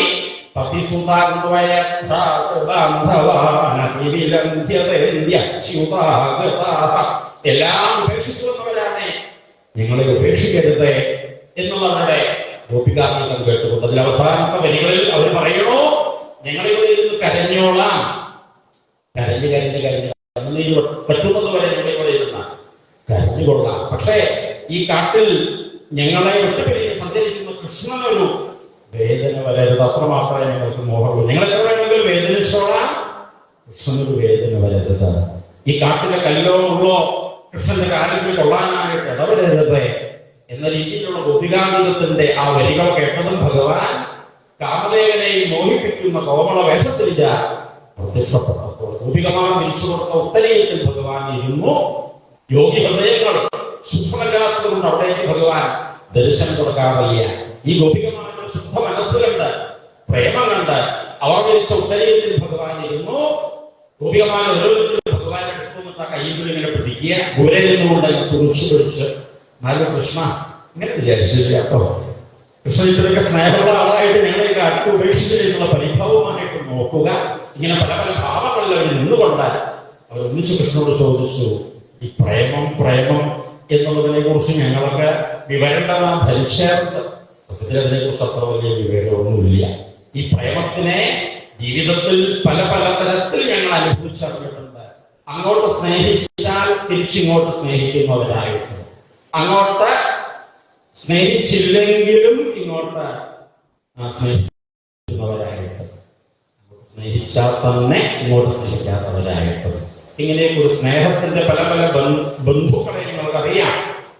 ഞങ്ങളുടെ ഇത്രയും ബന്ധുവായി പ്രേമ സ്വരൂപനായി ഞങ്ങളെ ഈ വൃന്ദാവന യമുനാ തീരത്ത് സ്വന്തമാക്കിയ കൃഷ്ണന്റെ പ്രേമം ഇങ്ങനെയാന്ന് മനസ്സിലായില്ല കേട്ടോ എന്നാണ് അവർ പറയുന്നത്. ഇത്രയും പ്രേമിച്ച ഞങ്ങളെ കാട്ടിൽ കൂരിരുട്ടിൽ ഉപേക്ഷിച്ചുവല്ലോ എന്നാണ് അവരുടെ പരിഭവം. ഭഗവാൻ മറുപടി പറഞ്ഞു, നിങ്ങളെ ഉപേക്ഷിച്ചത് എനിക്ക് ഇഷ്ടം കൂടി. എനിക്ക് കൂടുതൽ ഇഷ്ടം തോന്നിയാൽ പിന്നെ എന്താ ചെയ്യാ, ഞാൻ ഇങ്ങനെ പതുക്കെ അയാളുടെ അടുത്തുനിന്ന് മുങ്ങി മാറി പ്രവേശിച്ചു. അയാളുടെ അടുത്ത് മാറി ഞാൻ പോകുമ്പോൾ എന്റെ പിന്നാലെയാണോ അയാൾ വരണോ എന്ന് ഞാൻ ശ്രദ്ധിക്കും. എന്റെ പിന്നാലെ കുറെ വന്നിട്ട് പിന്നെ ഇയാളുടെ പിന്നാലെ പോയിട്ട് കാര്യമില്ല കേട്ടോ എന്ന് പറഞ്ഞ് അവിടെ പോയാൽ പിന്നെ പോകട്ടെ, ഞാൻ പിന്നെ അയാളുടെ കാര്യം നോക്കണ്ടല്ലോ. എന്റെ പിന്നാലെ വരണമെന്ന പിന്നാക്കം പോകില്ല എന്ന നിങ്ങളെ പോലെ തീരുമാനിച്ചവരുടെ കൂടെ എന്നും ഞാനുണ്ട്. നിങ്ങൾ എന്നിൽ നിന്ന് കുറച്ച് അകന്നു പോയി എന്നെ സ്വന്തമായിട്ട് കിട്ടിയപ്പോൾ ഞങ്ങൾക്കൊരു സൗഭാഗ്യമതും കൃഷ്ണനെ ഞാൻ സ്വന്തമാക്കി. എന്നെ ഈ ലോകത്തിൽ ഒരാൾക്കും സ്വന്തമാക്കാൻ പറ്റില്ല. ഞാൻ ആരെ സ്വന്തമാക്കണമെന്ന് തീരുമാനിക്കുന്നുവോ അവർ മാത്രമേ എനിക്ക് സ്വന്തമാവുകയുള്ളൂ. അപ്പൊ നിങ്ങൾ എന്നിൽ നിന്ന് അകന്നപ്പോഴാണ് നിങ്ങൾക്ക് പല വിഷമങ്ങൾ. ഞാൻ എത്ര വിശ്വസിച്ചറിയോ, ഈ കാട്ടിൽ കല്ലിനുള്ളിൽ നിങ്ങൾ സഞ്ചരിക്കുമ്പോൾ ആരുടെങ്കിലും കാലില് കല്ല് കൊണ്ടിട്ടുണ്ടോ, മുള്ളു കുത്തിയിട്ടുണ്ടോ? ഞാൻ ഒപ്പം ഉണ്ടായിരുന്നു. നിങ്ങളുടെ ഓരോ വഴികളും ശുദ്ധമാക്കിക്കൊണ്ട് ഞാൻ ഒപ്പം ഉണ്ടായിരുന്നു എന്നുള്ള ഭഗവാന്റെ ആ പ്രേമസ്വരൂപനായ ഭഗവാന്റെ മറുപടി കേട്ടപ്പോ പ്രേമം എന്തായിരുന്നു? തിരിച്ച് ഇങ്ങോട്ട് സ്നേഹിക്കണവരെ തിരിച്ചങ്ങോട്ട് സ്നേഹിക്കുക എന്നുള്ളൊരു സ്നേഹം, അതുള്ള സ്നേഹം ഡിലീറ്റായിട്ട് ഉപയോഗിച്ചു. കുറച്ച് സ്നേഹം കൊണ്ട് ഈശ്വരൻ മനുഷ്യ ജന്മത്തിലെ വിശേഷ ബുദ്ധിയോടുകൂടി തന്നിരിക്കുന്നു. അതിനെ കച്ചവടമാക്കിയിട്ട് നശിപ്പിക്കാനുള്ളതല്ല. ഇങ്ങോട്ട് സ്നേഹിച്ചില്ലെങ്കിലും അങ്ങോട്ട് സ്നേഹിക്കാനുള്ളതായ കോഴ്സാണ് ജീവിതം. അതിന് പൂർവിക നിശ്ചയിച്ചതായ ജീവിത ബന്ധങ്ങളാണ് കുട്ടികളെ വാത്സല്യിക്കുക എന്നത്, ശിഷ്യന്മാരെ വളർത്തി വലുതാക്കുക എന്നത്, തൊഴിലാളികളുടെ കാര്യങ്ങൾ ശ്രദ്ധിക്കുക എന്നതായ മുതലാളികളുടെ ഉത്തരവാദിത്വം. തിരിച്ചൊന്നും പ്രതീക്ഷിക്കാതെ കൊണ്ട് തന്നെ ആശ്രയിച്ചവരെ സ്നേഹിക്കുക എന്നതാണ്. സ്നേഹിച്ചാലും സ്നേഹിക്കാത്തവരെ ആത്മാരാമ, ശാപകാമ, അകൃതജ്ഞ, ഗുരുദ്രുഹ എന്നിങ്ങനെ നാലായിട്ട് ഭഗവാൻ അവിടെ വിവരിക്കുന്നുണ്ട്. തപ്തകാമന്മാർക്ക് ആത്മാരാമന്മാർക്കൊന്നും സ്നേഹിക്കുക എന്നോ ദ്വേഷിക്കുക എന്നോ നല്ലത് പറയാനോ ചീത്ത പറയാനോ വ്യത്യാസങ്ങളില്ലാത്ത തലത്തിലേക്ക് ചേർന്നവരാണ്. അവര് ആത്മാവായ എന്നെ ആരാധിച്ചുകൊണ്ടാണ് അത്തരത്തിലുള്ള മഹാത്മാക്കളായിട്ട് മാറുന്നത്. എന്നെല്ലാം ഭഗവാൻ പ്രേമത്തെ കുറിച്ചുള്ള ഒരു ഗോപികമാർക്ക് അറിയാൻ പാകത്തും നമുക്ക് എല്ലാവർക്കും പ്രേമം എന്നാൽ എന്താണ് എന്ന ചോദ്യത്തിന് ഉത്തരമായിട്ടുള്ള 32-ാമത്തെ അധ്യായം 33-ാമത്തെ അധ്യായത്തിലാണ് രാസലീല എന്ന നൃത്തം. ആ നൃത്ത മണ്ഡപത്തിൽ, രാസമണ്ഡപത്തിൽ, നിഭുവനത്തിൽ മധ്യത്തിലായി ഭഗവാനും രഥാറാണിയോടൊപ്പമുള്ള ശ്രീകൃഷ്ണ ഭഗവാനും പിന്നെ ഓരോരോ ആരാധികമാരോടും കൂടിയുള്ള അങ്കന എന്ന രീതിയിലുള്ള ഭഗവാന്റെ ആ നൃത്തം അത് കാണാനായി നാരദന്റെ വിവരങ്ങൾ അറിയിക്കുന്നതനുസരിച്ച് കൈലാസാദികളെന്ന, ബ്രഹ്മലോകാദികളെന്ന, സ്വർഗാദികളെന്ന, ഇന്ദ്രാദി, ശങ്കരാദി, ബ്രഹ്മാദി ദേവന്മാരെല്ലാവരും വന്നത് യമുനാതീരത്തെ ആ നൃത്തം കണ്ടുകൊണ്ട് ആനന്ദത്തിൽ ലഭിച്ചു പോകുന്നു. നമ്മളെ രാസലീല എന്ന ഈ മഹാനൃത്തത്തിൽ കൂടി ഭഗവാൻ അനുഗ്രഹിക്കുന്നു. ആ അനുഗ്രഹത്തിന്റെ നമ്മളിലേക്കുള്ള വരവിന് അനുഗ്രഹിച്ച് ആ ഗോപികമാരുടെ കൂടെ കൃഷ്ണനായിട്ട് അവർക്ക് സ്വന്തമായത് മാതിരി ഞങ്ങളുടെ കൂടെയും സ്വന്തമാവണേ എന്ന് നമുക്ക് നമ്മുടെ ഹൃദയത്തിലേക്ക് ഭഗവാനെ ആവാഹിക്കാം. ഈ ജ്യോതിഷന്മാരുടെ ഇത് വരുന്നില്ല എന്ന് പറഞ്ഞിട്ട് ഒന്നും കൂടി ആവാഹിക്കാം. അങ്ങനെ വരുമ്പോ ഈ പരിഹാരത്തിനൊക്കെ കിട്ടുന്നുണ്ട്. വരായല്ല, അവിടേക്ക് ഇരിക്കാൻ പറ്റാണ്. നമ്മുടെ ഹൃദയത്തിൽ ഭഗവാൻ ഇരിക്കാൻ പറ്റാതാവട്ടെ. നമ്മുടെ ഹൃദയത്തിൽ ഭഗവാൻ ഇരിക്കാൻ പറ്റാതാവാൻ അവിടെ അത്ര ശുദ്ധമാവട്ടെ. ഇത്രയും ശുദ്ധാശുദ്ധങ്ങൾ നോക്കുന്ന ഒരാള് ഗുരുഹയത്തിനെ പോലെ വേറെ ഇല്ല. ഉണ്ണി മൂത്രവിഷാദന ഞാൻ വീട്ടെടുത്ത ഉച്ചപൂജാദികളുടെ മൊത്തം. അപ്പൊ അത്ര ഹൃദയം ശുദ്ധമായാലേ ഈ ഹൃദയ ക്ഷേത്രത്തിലേക്ക് ഭഗവാൻ വരുകയുള്ളൂ. എന്താ വഴി? ഈ ഹൃദയം ശുദ്ധമാവാൻ എന്താ വഴി? അതാണ് ശിവമഹർഷിയുടെ പരിസ്ഥിതി പറയുന്നത്. ഹൃദ്രോഗമാശ്വപഹിനോ യജിരേവ ധീരഃ. ഈ രാസലീല പാടുക, കേൾക്കുക, ആവർത്തിച്ച് ആവർത്തിച്ചുള്ള രാസലീലയുടെ കീർത്തനാദികളെ കൊണ്ട്, ശ്രവണാദികളെ കൊണ്ട് ഹൃദയം ശുദ്ധമാവുന്നു. ശുദ്ധമായ ഹൃദയത്തിലേക്ക് രാധാരണനായ ഭഗവാൻ രാധാരണയോടുകൂടി വന്ന് നമ്മളെ രാധയായിട്ടും കൃഷ്ണനായിട്ടുമുള്ള ആ രണ്ട് എന്ന ഭാവത്തിൽ നിന്ന് രാധയും മാധവനും ഒന്നാകുന്ന അവസ്ഥയിലേക്ക്, ജീവാത്മാവും പരമാത്മാവും ഒന്നു തന്നെയായ അനുഭവത്തിലേക്ക് എത്തിക്കുന്നു. അതിനായി നമ്മുടെ ഹൃദയ ശ്രീകോവിലുകളിലേക്കും എഴുന്നള്ളി വരണേ. ആ രാധാരമണനെ നമ്മുടെ ഹൃദയത്തിലേക്ക് ഇങ്ങോട്ട് ആവാഹിക്കുമ്പോൾ അതിനുള്ള ശക്തി നമുക്കെല്ലാം തരണയെന്ന പരാശക്തിയായ സ്വജാനിക്കരാമയോട് പ്രാർത്ഥിച്ചുകൊള്ളുക. ഈ കഥാഭാഗത്തോടുകൂടി ഇനിയും മധുരയിലേക്ക് പോകുന്ന മധുരാലീലകൾ, ദ്വാരകാലീലകളിലെ രുക്മിണി സ്വയംവരാലീലകളൊക്കെയാണ് 5-ാം ദിവസത്തെ സന്ധ്യയോടുകൂടിയ കല്യാണ കഥകളൊക്കെ. അതിനായിട്ട് എല്ലാവരും അറിയിച്ചുകൊണ്ട് വാക്കുകളൊക്കെ സമർപ്പിക്കുന്നു. സർവപ്രബോധിതനാമ സംഗീതം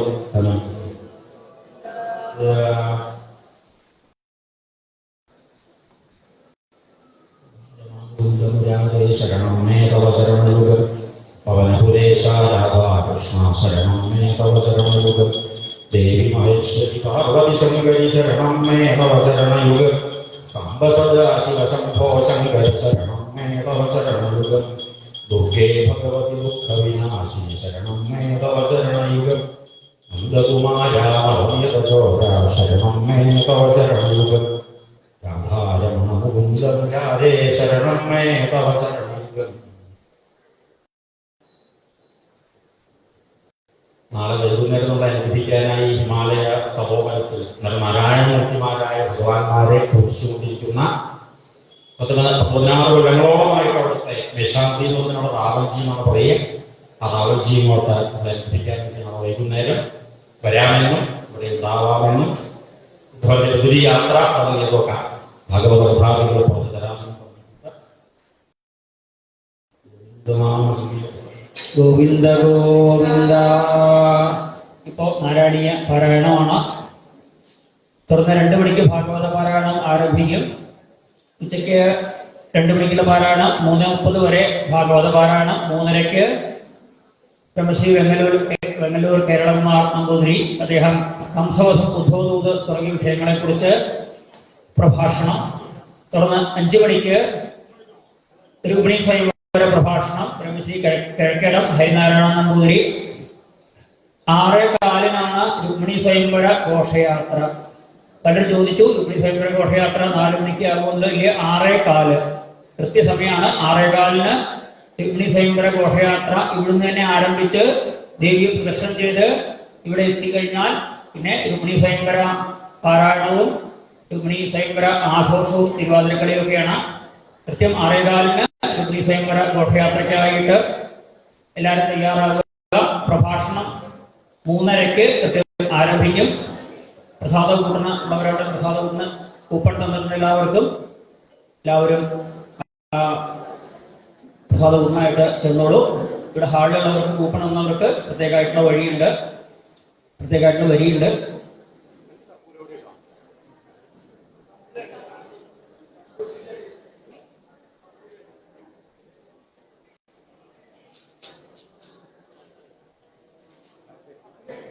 നാരായണീയ പാരായണം ആരംഭിക്കാം.